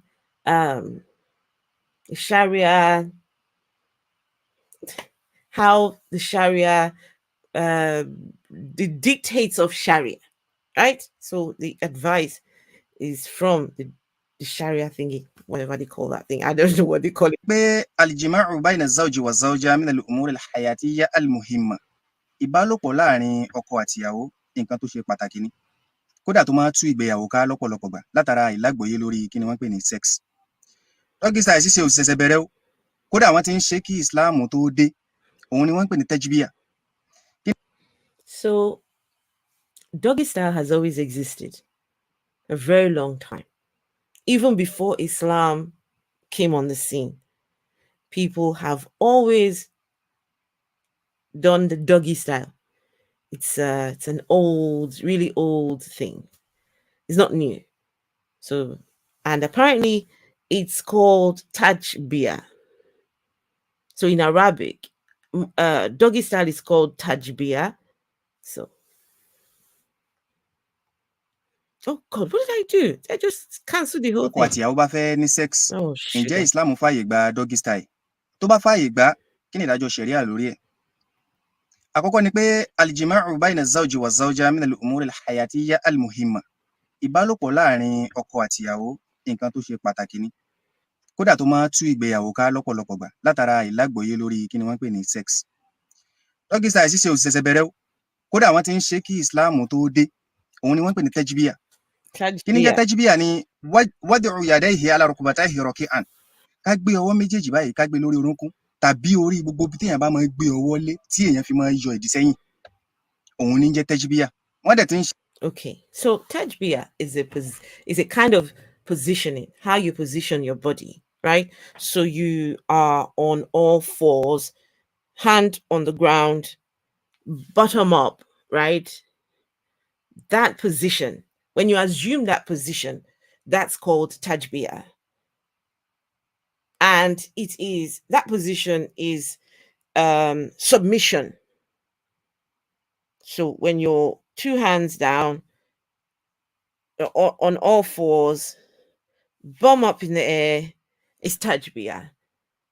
So anytime you're doing that, whether in sexual scenario or any other time, that's you basically submitting yourself to something, someone. Okay? Islam gan tó dé. Ọ̀rọ̀ yìí wá dìjà láàrin ọkọ àtìyàwó kan láyé Ànábì Muhammad sallallahu alaihi wasallam lórí pé mo fẹ́ gbẹ̀yìn wọlé, ò lè gbẹ̀yìn wọlé, mo fẹ́ gbẹ̀yìn wọlé, ò lè gbẹ̀yìn wọlé. Ọkùnrin bá wá bá Ànábì Muhammad sallallahu alaihi wasallam ala jawazi al-ittiyani ala zawjatihi min duburiha. So when the Prophet Muhammad was around, he was still alive. So a couple had issues around this particular subject. And so they came to the Prophet. They had an argument. The man wants to go from behind.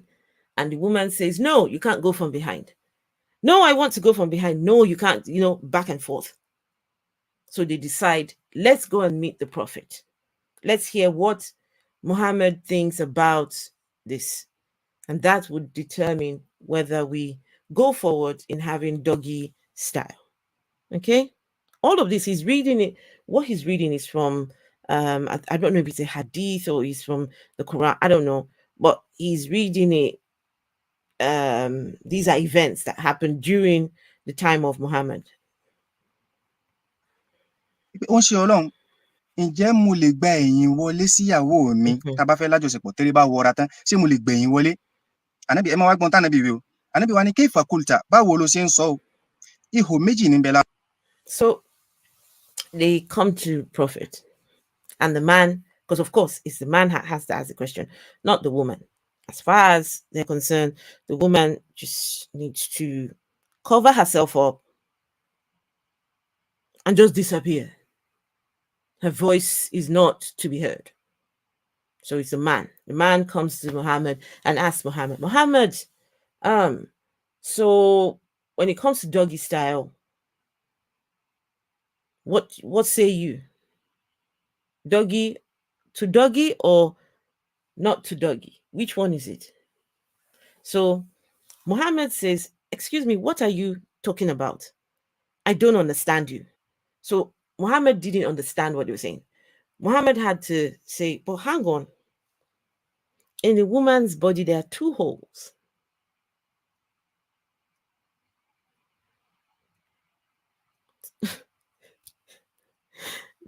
Muhammad says there are two holes in the woman's nether regions down there. So what exactly are you talking about? Ara obìnrin ihò kan ń bẹ lọ́wọ́ wájú ihò kan ń bẹ lọ́wọ́ ẹ̀yìn. Right. Èyí tí ń bẹ lọ́wọ́ wájú yìí ibẹ̀. So 2 holes, front hole, vagina, back hole, anus. Front hole for babies only. Back hole for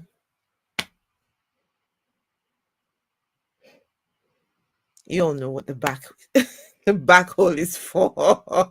So if the front hole is for babies, the back hole is for going to the toilet, doing your number 2s. Okay, this is Prophet Muhammad. Ẹlọ́mọ ti ń jáde èyí tí ń bẹ lọ́wọ́ ẹ̀yìn ibẹ̀ lẹ̀gbin ti ń jáde Ànábì wa bi léèrè pé amin duburiha fi duburiha ṣé ó bá gbẹ̀yìn wọlé yìí ṣé bí ihò tẹ̀yìn ló fẹ́ lọ tì í bọ̀ ní faidha kana dhalika tó bá jẹ́ pé bí ihò tẹ̀yìn ni fàlà Islam. So Prophet says, excuse me, are you trying to stick your dick inside her anus? That if you stick your dick inside the anus, that's haram. That is a sin. It's for number 2s only. You must not do it. So that was Prophet. Okay? It's a sin. How? I mean, duburiha fi kubliha. Àbí tó bá gbẹ̀yìn wọlé yìí ṣé bí ihò wájú tá a mọ̀ yẹn náà ló lọ tì í bọ̀ tó bá yẹ pé ibi ihò wájú bá ní fana'am Islam fààyè gbà yín nítorí pé kí ni Al-Qur'an ní fa'atu harthakum anneshi'tum ẹ wọlé síyàwó yín lọ́nà. Okay, so then Muhammad asks, so okay, if you're not trying to enter through the anus, are you trying to enter through the vagina? That in Islam is permissible, because in Islam there's a scripture that quotes, enter to your wives from anywhere directly to vaginal while having sex. That's how it's translated. I'm just reading what's been translated here. So in the Quran, it says, enter your wives from anywhere directly to the vaginal while you're having sex. So as long as your dick is entering the vagina, you're fine. Okay? However you enter it, as long as it's entering, that's fine. Náà tó bá gbà wòyìn tó bá ti jẹ́ pé bí ihò kan yẹn náà lẹ́bàá lọ tì í bọ̀ ní o tó bá jẹ́ pé bí ihò. Anyhow you position your dick, anyhow, as long as it finds its way into the vagina, you're good. Ihò wájú yẹn ni fa'atu harthakum anneshi'tum ẹ lè gbòkè wọlé ẹ lè gbẹ̀gbẹ́ wọlé kódà tẹ́ bá máa yè téèyàn máa gbà téèyàn bá fi lè gba ìsàlẹ̀ wọlé ẹ lè gbàbẹ̀ wọlé. The guy said, you can go from the top, you can go from the bottom. No, you can go from the top, you can go from the side. And if you know any means of going from underneath, go ahead and do it. Right? So you can go from the top, go from the side, or you can find a way to go from underneath. Okay? wọlé tó bá ti jẹ́ pé lójú ààyè kan yẹn náà ni kì í ṣe pé torí nǹkan kan torí pé Islam Ọlọ́run gangan fúnra. It is because God placed sex between husband and wives to enjoy themselves. Oh. So in Islam, sex is for the husband and wife to enjoy themselves. I thought it was only for procreation only. Oh, okay. Lára rẹ̀ ó gbé sex kalẹ̀ láàrin ọkọ àtìyàwó láti fi lè jẹ́ kí wọ́n lè gbádùn ara wọn ni. For their Ọjà enjoyment. alábàáyìn kó mọ waddatan wa rahmatan ara rahma yẹn nìyẹn. Tíyàwó èèyàn bá béèrè irú nǹkan báyìí tàbọ́kọ èèyàn bá béèrè kéèyàn má fojú oníṣekúṣe wò ó. Islam tú wa ká lórí ẹ̀ tó bá ti jẹ́. If your wife asks you for sex in Islam, please don't look down on them. Don't look down on your wife for asking you to have sex with her, because that's her God-given right. She's entitled to enjoy sex. Okay? Pé ibi ihò wájú ń bá ni ó gbà wọlé. Ká má fojú oníṣekúṣe wò ìyàwó wa bí ọkọ wa tó bá béèrè irú ẹ̀. Kájọ gbádùn ara wa tán náà lọ́lọ́run gbé nǹkan yẹn náà kalẹ̀ fún. Tó bá ti jẹ́. So God has already placed sex for enjoyment between husband and wife. So have sex as many times as you want. Okay? So this is how do you get this video?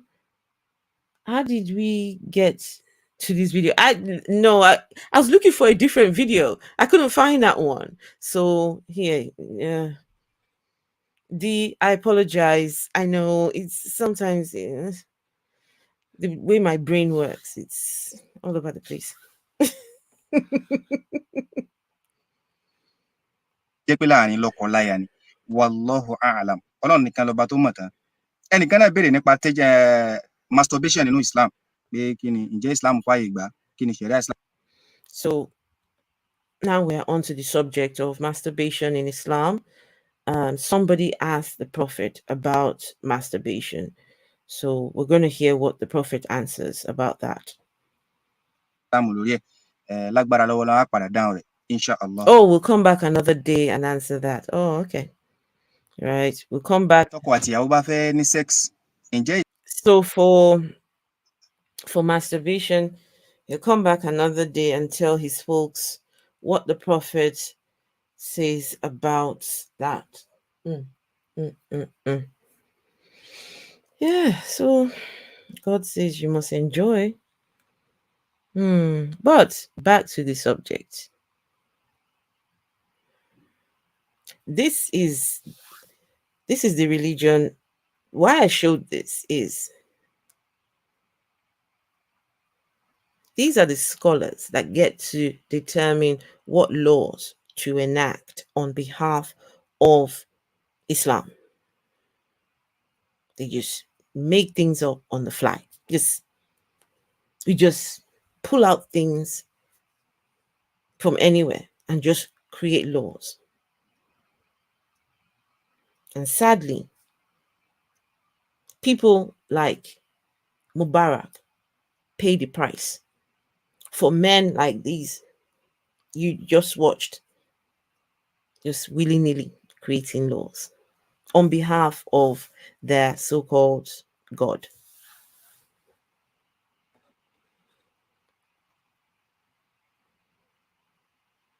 Let's see, what are you guys saying in the chat? We're here for the madness. Unfortunately, someone is in jail 24 years. Dr. Leo did say that they're working on an appeal, but I can imagine that would take a long time. That would take a long time. That would take a long time. So let's see. Hey, Get Walk says, while some people say both should enjoy sex, others say, so Allah revealed, your wives are a tilth for you. So go to your tilth. When or how? What's a tilth? What is a tilth? Tilth. What is a tilth? Tilth. Meaning, oh, soil. What? Oh, land. Cultivation of land. Tillage. prepared soil. Your wife is a soil. Your wife is a land. What? Hang on. Give me 1 second.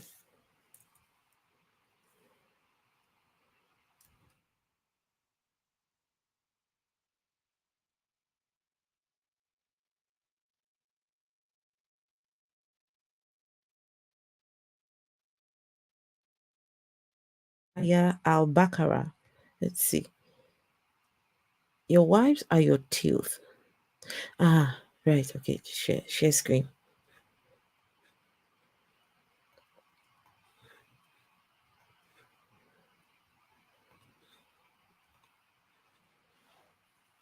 So your wives are like farmland for you. So approach them consensually as you please. No. The other one says, your wives are your teeth. Go then onto your teeth as you may desire. You just go as you desire. Anytime you desire, just go. All right.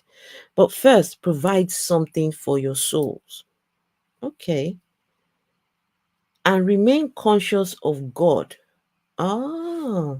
So while you're busy doing it, you're to remain conscious. You're to think of God.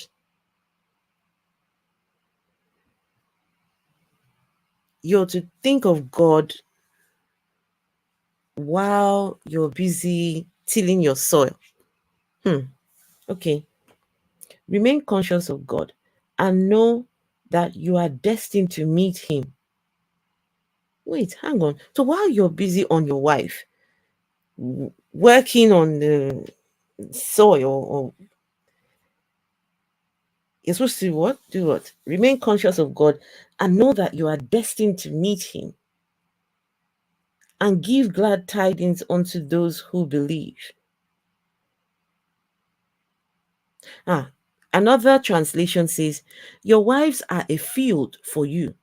So go into your field however you want and do beforehand all that is necessary, being fully mindful of God and knowing you will meet Him. Give good news to believers. Okay. Just be fully mindful of God while you're busy having sex with your wife. Nice. What did you say? Let's see. Ishak, what did Ishak say? Afro says, final Islamic answer is the Sharia. There you go. That's it. According to Manual of Fiqh for the Shafi's School of Islamic Jurisprudence, established more than 500 years ago, this Imam is wrong in some. He's wrong in some places. I'm not surprised. I'm not surprised that he's wrong. But this is why I played that video, because these are the men that get to create the laws. These are the people that create laws, that put these people like Mubarak, the atheists, the unbelievers behind bars. It's men like this that create the laws that make people decide to go kill Deborah Samuel. It's people like these who haven't got a clue themselves. We put them in charge of making laws on behalf of imaginary beings, imaginary gods. Turns out that he himself is wrong. He himself doesn't know what he's talking about. And people languish in jail because of people like this.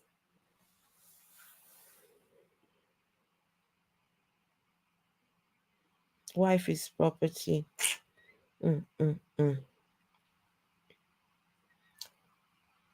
Let's see here. She is a field and he can plow her. Absolutely. Just keep on plowing. Just keep on plowing.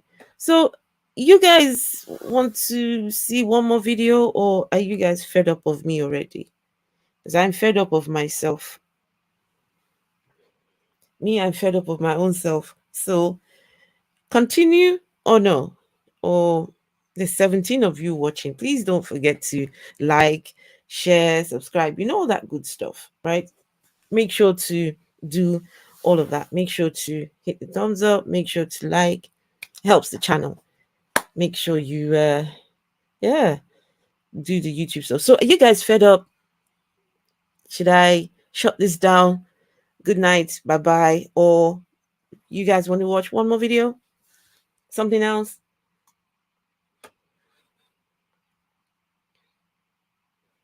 Fadi says,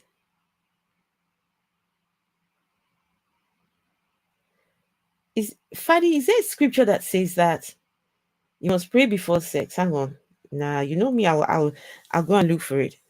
I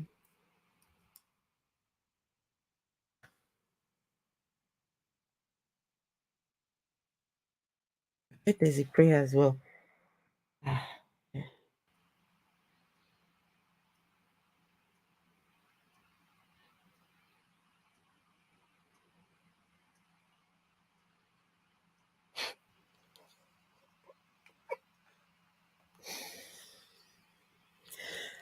Okay, let me read this. Okay, someone asked a question. I have a question that everyone I asked has a different answer for. Does the Muslim have to say anything during sexual intercourse? And does the Muslim husband and wife have to pray before the first day of sexual intercourse? Right? Thank you for having this website to help us understand our religion more. So now the clerics, the scholars, now they answer. It says, in Islam, Muslim spouses should say this dua. I hope I'm pronouncing it correctly. Should say this dua before having sex. Bismillah, Allahumma. Bismillah, Allahumma, Janib Nash. Shatana wa Janib Ash Shatana Marazaktana. I hope I got it right. So what does it mean? Among the manners prescribed by the Sharia is that the Muslims should say when he commences. Among the manners.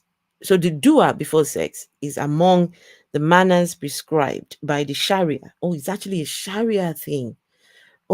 This is a Sharia. This is not just any. This is a Sharia.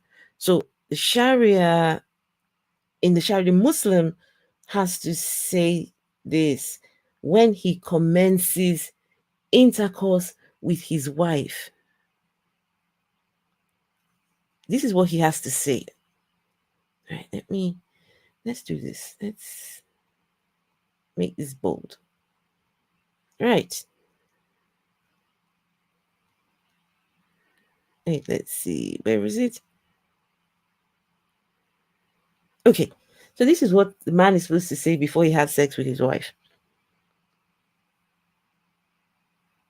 In the name of Allah, O Allah, shield us from Satan and keep him away from us and from what you may bestow upon us. Really? Okay, I didn't know that. My guys, it's so sexy in Arabic. Thank you. I can't speak Arabic. You must pay me. Okay, Fadi. Fadi. Esther said the magic words. She must have sex now. Now, but Beach, the question is it both of them saying it, or is it just the man? Fadi, please help. Fadi, Ishak, is it just the man or the woman that gets to say this? And do they say it out loud to the hearing of the other of their partner, or what? What happens? Or is it like a quiet prayer before? At what point is it before you get the erection, or when the erection started, or how does this work? For atheists, these men are not the ones that create Sharia. They follow Sharia that was codified more than 500 years. But that means Sharia is not fit for purpose. Sharia, it's done its time. 500 years ago is a long time. It needs to be renewed. Come on. 500.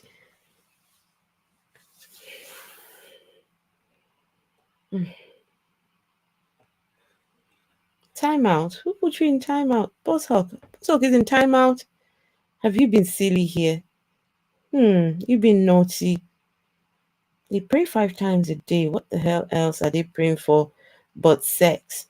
Wait, so on top of praying 5 times a day, then you get to pray this one as well. So if you're having sex several times in a day, you.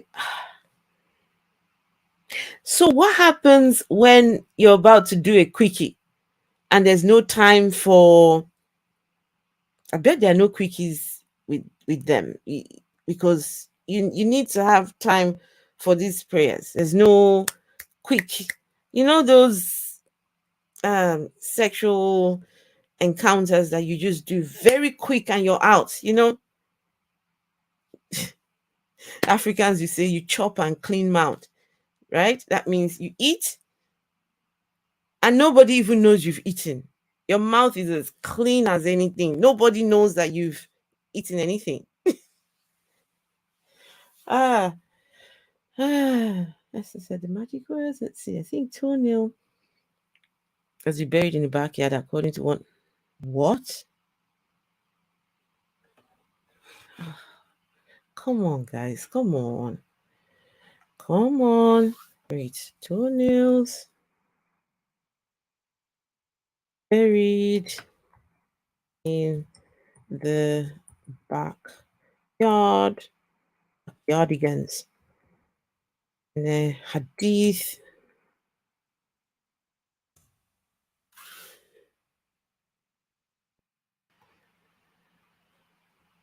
Same people. Okay. Is it correct that throwing away one's nail clippings is haram and that they should be buried?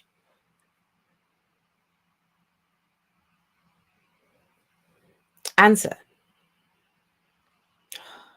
Praise be to Allah. Islam tells us to trim our nails because this is one of the 5 qualities dictated by the fitra, natural inclination of man. If one throws them in the garbage or buries them, there's nothing wrong with doing either. Fatwa al-Lajna al-Da'ima. And if one is afraid that they may fall into the hands of a practitioner of witchcraft. Oh, so the witches could use your nails. All right, I see. Then he should bury them or throw them somewhere where such people will not be able to get their hands on them. And Allah knows best. So, right, you have to bury them or throw them somewhere because you don't want the practitioners of shahar, witchcraft, to get. So if the practitioners of shahir get a hold of your nails, what will happen? Guys, I think for the next stream and subsequent streams, I'm going to start talking about spirituality. This whole spirituality thing, chakras and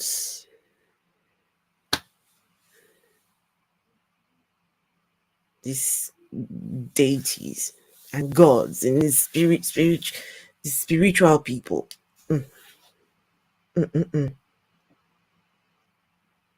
Because some people, they'll tell you I'm not religious, but I'm spiritual. Okay, what does that mean? Not religious, but spiritual. Okay, can somebody explain what that means? I've heard some people say, oh, but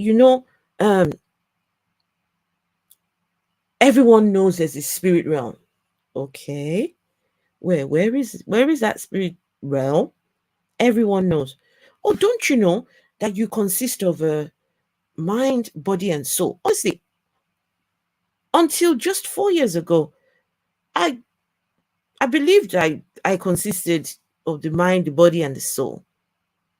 This is what we were taught. We were taught that there's three parts that make up the human: the mind, the body, and the soul. The body is the outward, that's the one you can see. So this right here is Esther's body. This is what you're seeing. Now inside Esther lies her soul and her spirit. Now see if I can remember which one goes where. The soul is the one that connects with God. The soul, you feed your soul. So when you go to church or to mosque or whatever religion you are edifying your soul. That's the part of you that you have to feed spiritually. Now the spirit, that one waits its turn until when you die. When you die, is the spirit now that one has been given free reign. That one is allowed now to go to where it belongs.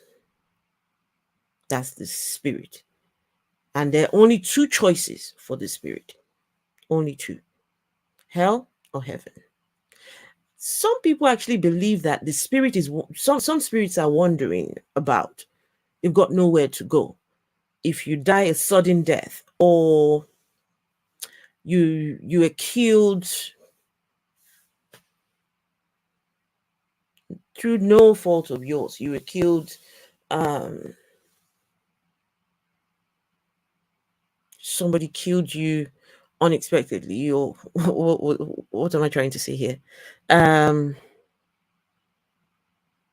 it wasn't your time to go. Right. It wasn't your time to go, but you know, something happened, someone kills you.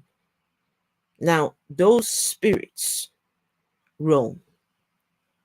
Those spirits, they're about going to all these different places. I don't know.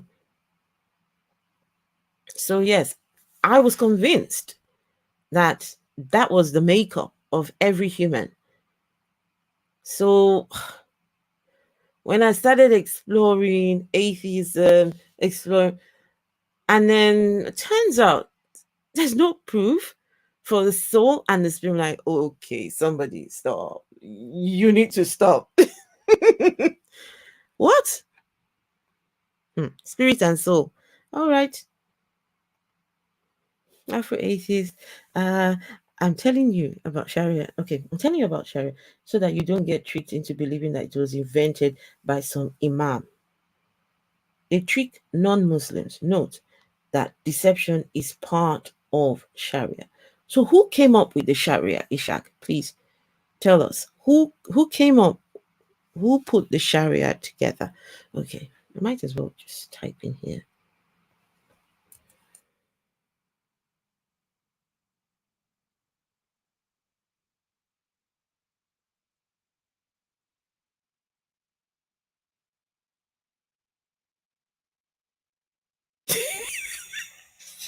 I'm busy typing.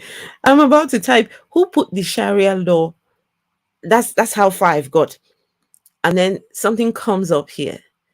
It says, you know, Google will always give you little hints on what you're trying to type.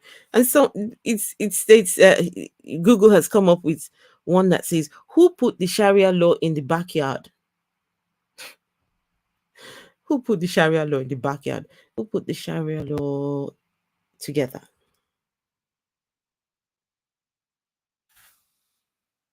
Section. Oh gosh, is this going to be a whole lecture? In Islam, let's see.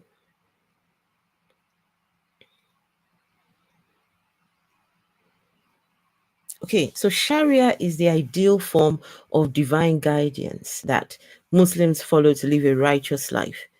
Human interpretations of the Sharia or fiqh are the basis of Islamic law.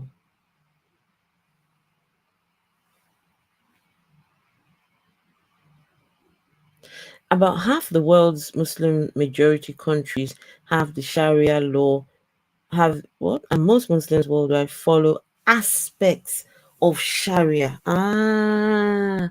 They follow aspects of the Sharia. So they don't follow all of the Sharia. I bet it's impossible to follow all of the Sharia.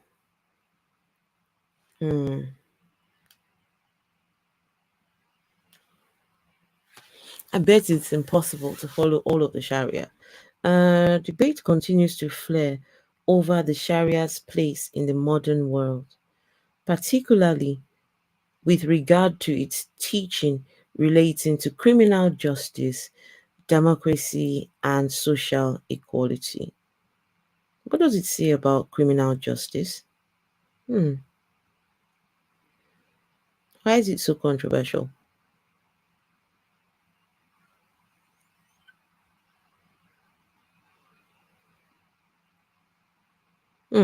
So Sharia can be seen as problematic depending on who is interpreting it. Many observers view Sharia as a rigid legal system that cannot evolve to reflect modern Western values. Debates over Sharia tend to center on certain subjects. Corporal punishment. Oh, yeah, this is what I was looking for. Right, let's see what the Sharia says about corporal punishment.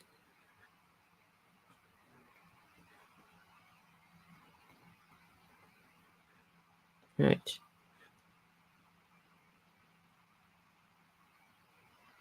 Corporal punishment. For certain crimes, such as theft, blasphemy, and adultery, traditional interpretations of Islamic law prescribe punishments that are considered draconian. So what punishments? Okay. Compared to those in the modern legal systems. Among them are hudud punishment, which includes stoning, lashing, and amputation. The Quran never mentions stoning, which is a punishment derived from the book of Deuteronomy. Guys, we have an intersection between Quran and the Bible. Never mind those Christians coming to come and tell you that they have the better religion. Listen, this one says that the Quran doesn't mention anything about stoning. This is a punishment derived from the book of Deuteronomy in both the Hebrew and Christian Bibles. However, applying such punishments requires meeting extensive evidentiary thresholds. So scholars say they are largely meant to serve as a deterrent rather than have a punitive effect through application. Today, most Muslim majority countries don't administer physical punishment, though about a dozen of them have the authority to do so. So why are people? So why is Mubarak in jail if Muslims do not practice the entire Sharia law? Why do we pick and choose? Why Ishaq Fadi, why do they pick and choose then? If you can't fully practice the Sharia, because of course there'll be things in the Sharia that you cannot do today. So why are people like Deborah Samuel killed? People like Mubarak in jail. Mubarak is not even a Muslim. Why are we doing this?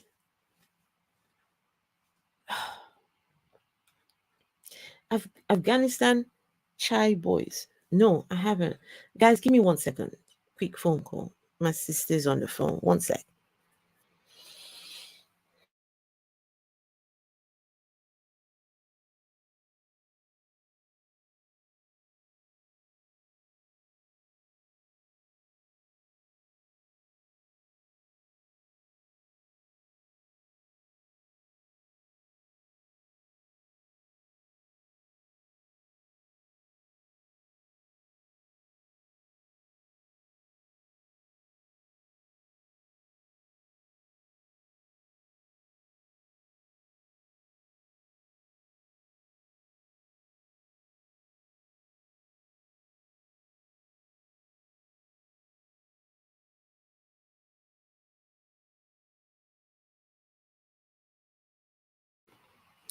Okay, so why are we putting this? Blasphemy can be anything, right?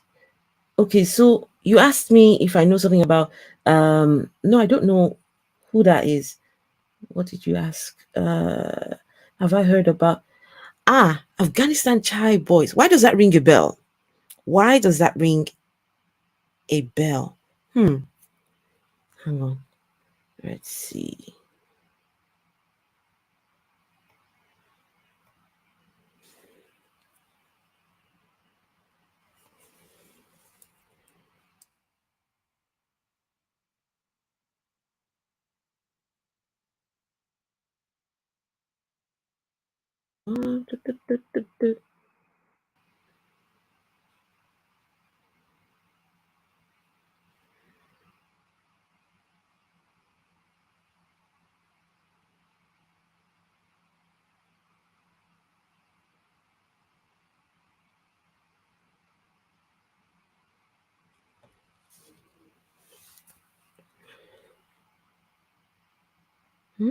Sorry, guys. 1 second.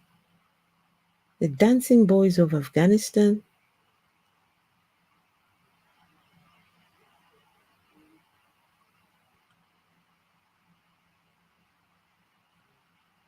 Okay. It's a short video. Hang on. Let's see. Let's do this here. This is interesting. Right. Afghan Chai Boy.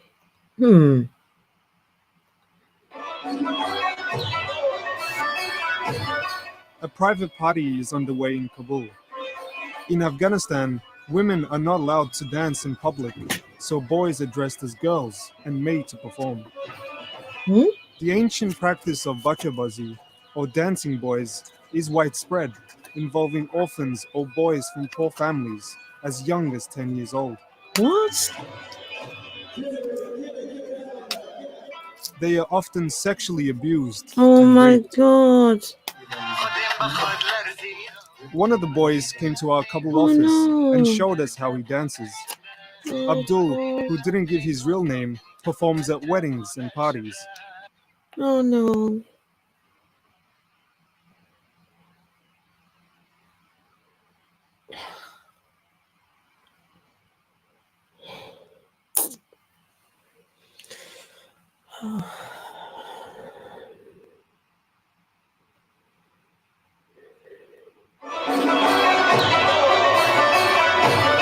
A private party is underway in Kabul. In Afghanistan, women are not allowed to dance in public, so boys are dressed as girls and made to perform. The ancient practice of bachabazi, or dancing boys, is widespread, involving orphans or boys from poor families as young as 10 years old. They are often sexually abused and raped. One of the boys came to our Kabul office and showed us how he dances. Abdul, who didn't give his real name, performs at weddings and parties. I used to work as a street trader. When I saw the money which dancers got, I stopped working on the streets. I was really happy when I started getting this kind of money. It was a lot. I started dancing because of my family's bad financial situation. This footage from YouTube shows boys performing with fake breasts and bells around their ankles. Men give the dancers money. Some boys are tempted by high earnings, but others are abducted.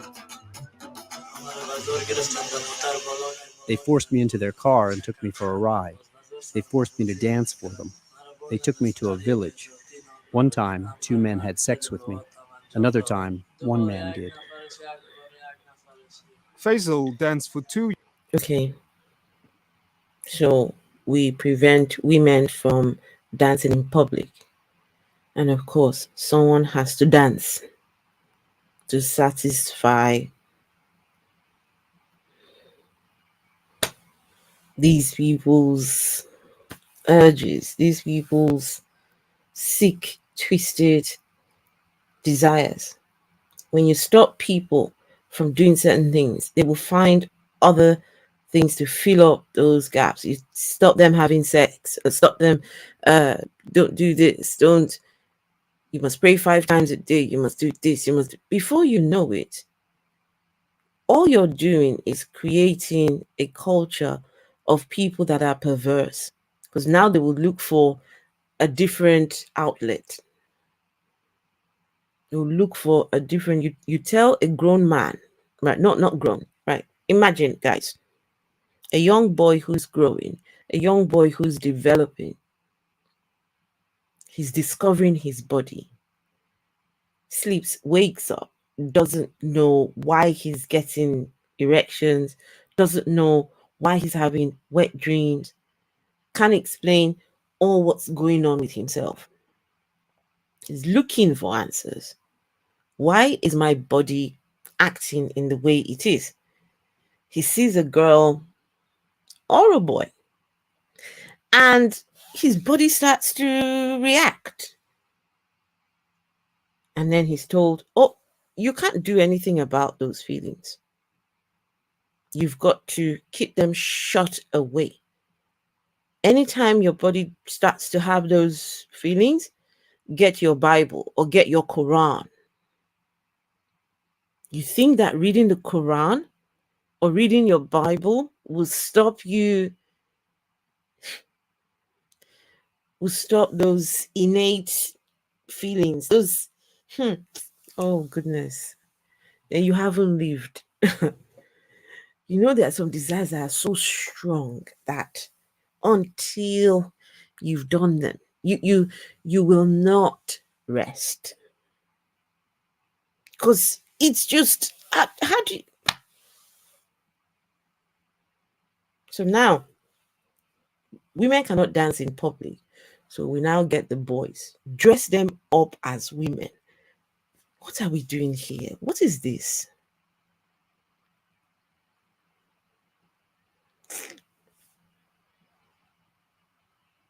Either way, whether it's the women dancing or it's the men dancing, it's still a problem, because even the women will still be abused, sexually abused.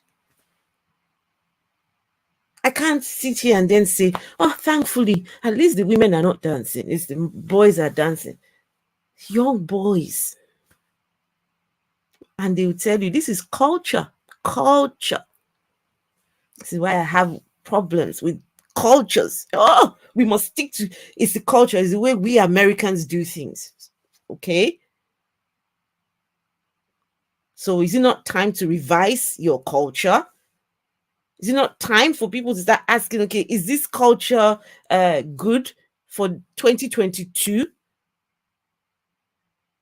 Culture. 2 years before he turned 18, when most dancing boys are considered men.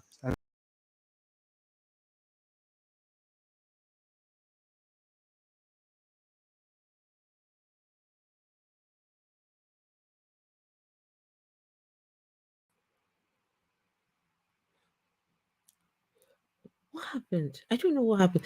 Did you guys hear anything? Did you guys need to look at his Facebook to see maybe what's that? It's better to rape boys than to let women dance.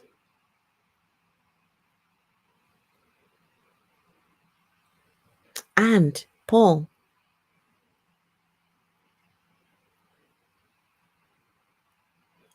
if there is a God, he's watching it happen. If there is a God, he's sat there watching it all happen. And that's why I am convinced whatever God they speak of doesn't exist, because he would correct it. He would say, no, don't rape young boys. Don't rape young girls. He would do something. They will even come and tell you, oh, when you were raped, God is going to use that for his purpose. He's going to use that for his grand plan for you. He uses your abuse for his own purpose.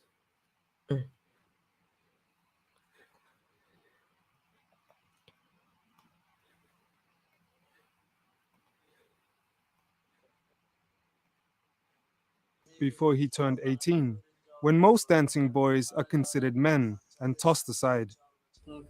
I will never forget what these people did to me as long as I live. I've lost my mind. I'm biting my nails all the time. I have psychological problems. The practice of bachobazi has spread since the fall of the Taliban, who declared it un-Islamic. In Afghanistan today, it is still illegal, but the ban often goes unenforced. Warlords dominate large areas of the country, and the practice has now spread from the countryside to big cities, including Kabul. This is child trafficking. The boys are abducted and taken from one province to another. The children are kept in the company of powerful armed commanders and forced to become dancing boys. Wow. Another issue preventing action against the practice is police complicity. I disappeared. This I'm YouTube sorry. video shows I don't an know what Afghan happened. Just policeman when apparently enjoying himself at a show. Dancers say it's not unusual. The police don't ask why we're doing it, but they threaten to arrest us. Many times they've demanded we dance and have sex with them or give them money. There are countless videos like this on the internet. Okay, so the men are just sitting there, just watching these boys dance.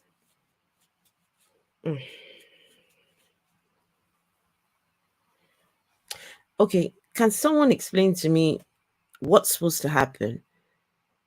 Why? So the boys are dancing. What's the catch here? What is the? I must be missing something. All grown men just gathered around, watching one young boy dressed as a girl dancing. Somebody, please explain to me what is the thing that's happening here? What exactly? You know what, guys? I can't. Culture of abuse indeed. The angel disconnected by internet because are angry. What gods? You mean the ones that go into hiding when these Afghanistan chai boys are doing all of this, but somehow they can affect my internet?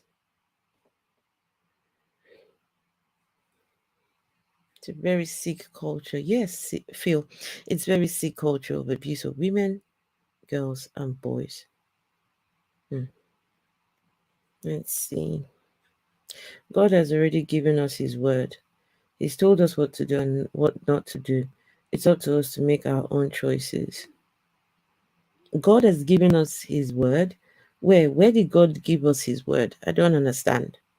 Oshi, where is God's word written? He's given his word to us. He's given his word. So God has given us his word. Where am I supposed to find these words of God? Never mind that these words were told God knows how many centuries ago and are not fit for purpose now. But somehow I'm supposed to go looking for God's, the ancient words of God, the words that he spoke. Never mind, the same God tells you he's the same. Oh yeah, he did say he's the same yesterday, today, and forever. He changes not. Okay, so I guess that's why he can give his word 2,000 years ago and his words will still be relevant for today because he changed it not. I see. All right, guys. So whatever you do, just in your Twitter spaces, in your, social media spaces, there's a hashtag. Hang on. Let's see, make sure I don't get the wrong hashtag. Give me one sec.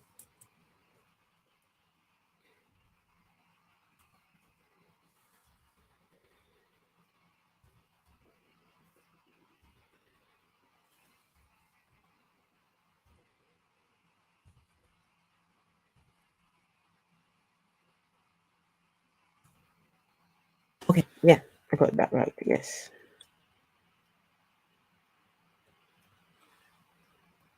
Mm.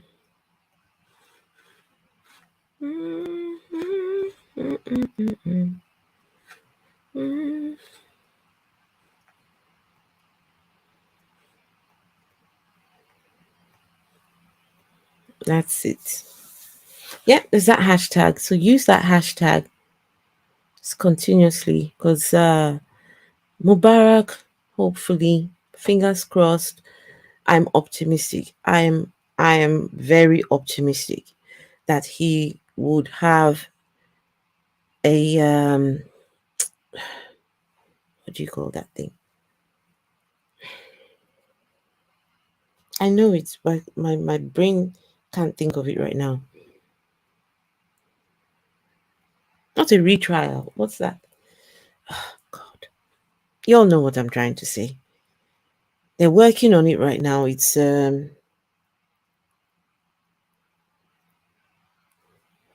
better look in the chat. Someone would know what I'm trying to say.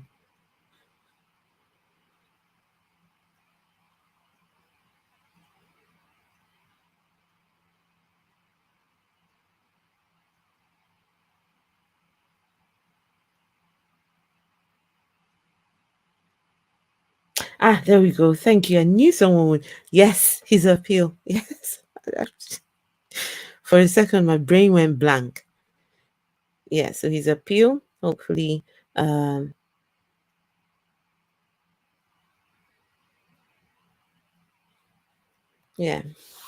All right, guys. Don't forget to like, to share, to subscribe. And thank you to all the channel members. Guys, I have memberships. If you would like to support the channel. Going forward, we will be talking about spirituality. Someone came in my inbox. They're probably listening now. And shared their story. So heartbreaking. This person had walked away from religion and found their way in what they call spirituality, right? These spiritual places. They had found their way to a babalawo. Babalawo is in Yoruba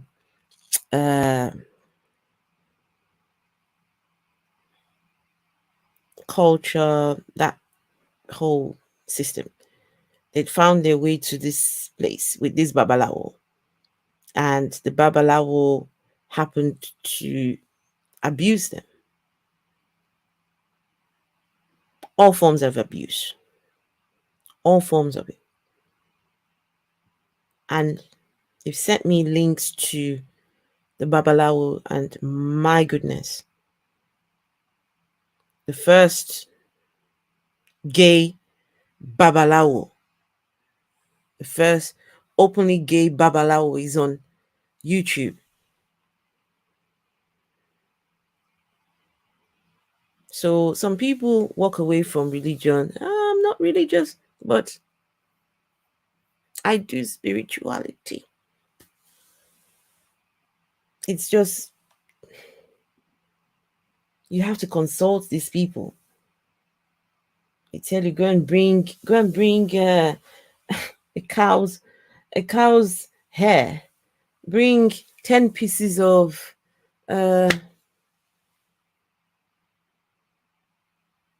potatoes or whatever, depending on which babalawo you go to. People go to babalawos to go and get love potions. Love potions in a babalawo's place, in a whatever you call those people. You want love potion to fall in love. And these babalawos will tell you that these things will work. They put some concoctions together and tell you, here, take. We don't charge for this, but you can give us anything you want. Someone is pulling a fast one on you. But unfortunately, some people would rather be spiritual, and they find themselves in these abusive cults. Because this person that came in my inbox and told me all about their experience, so heartbreaking. So heartbreaking.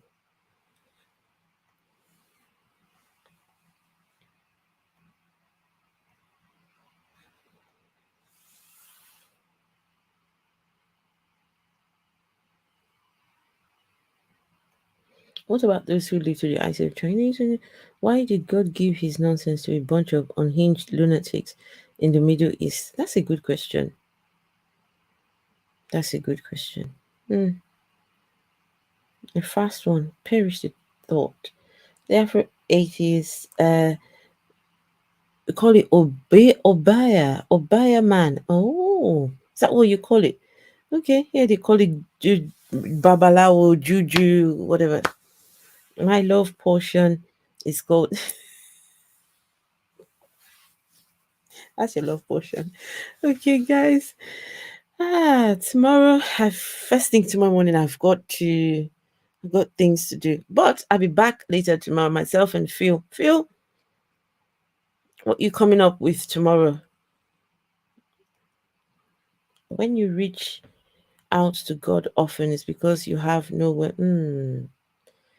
And that right there is what the whole God concept is all about.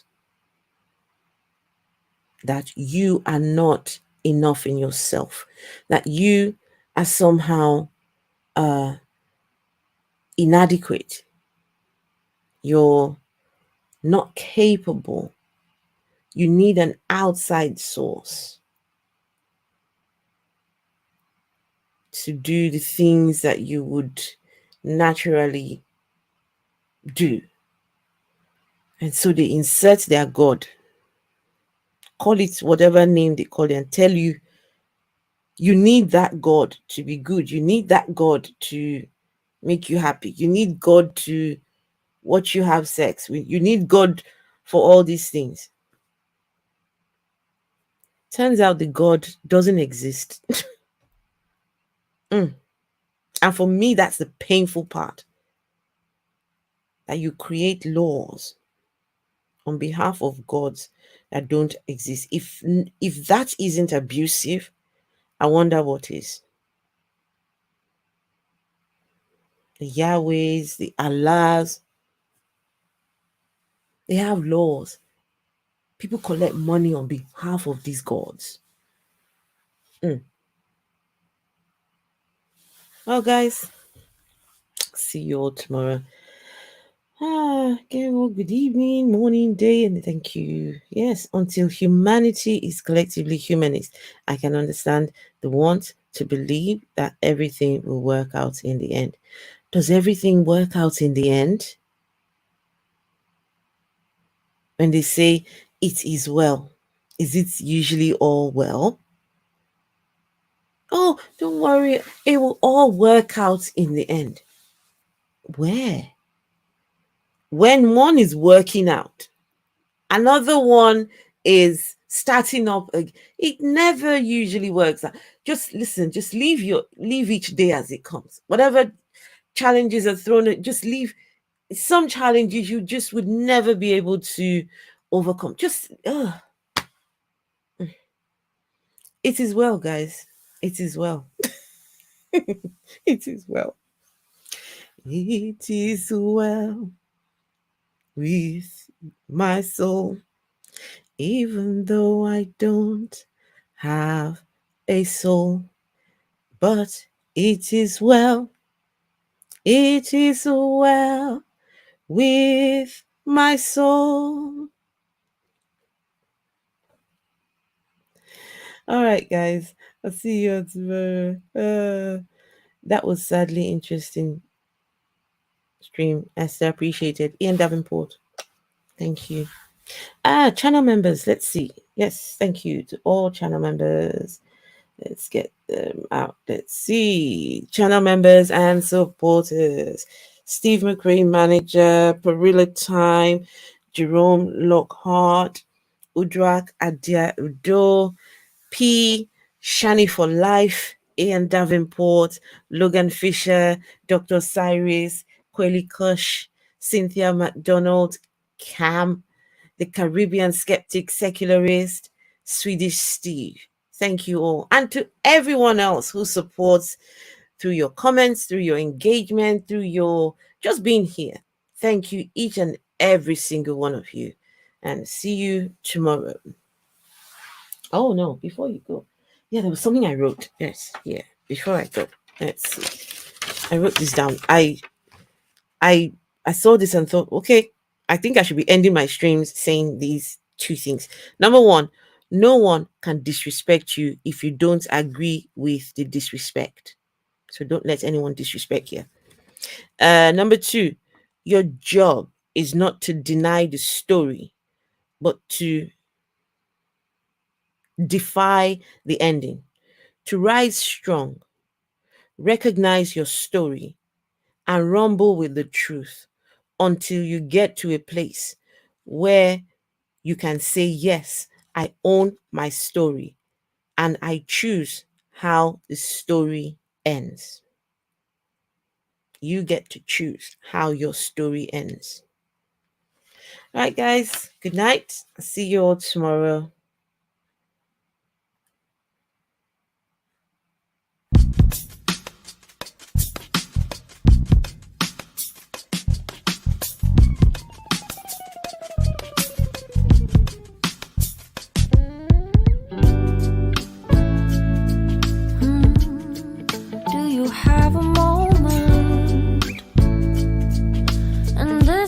Second, I know you feel the beat. Do you feel the rhythm all the way?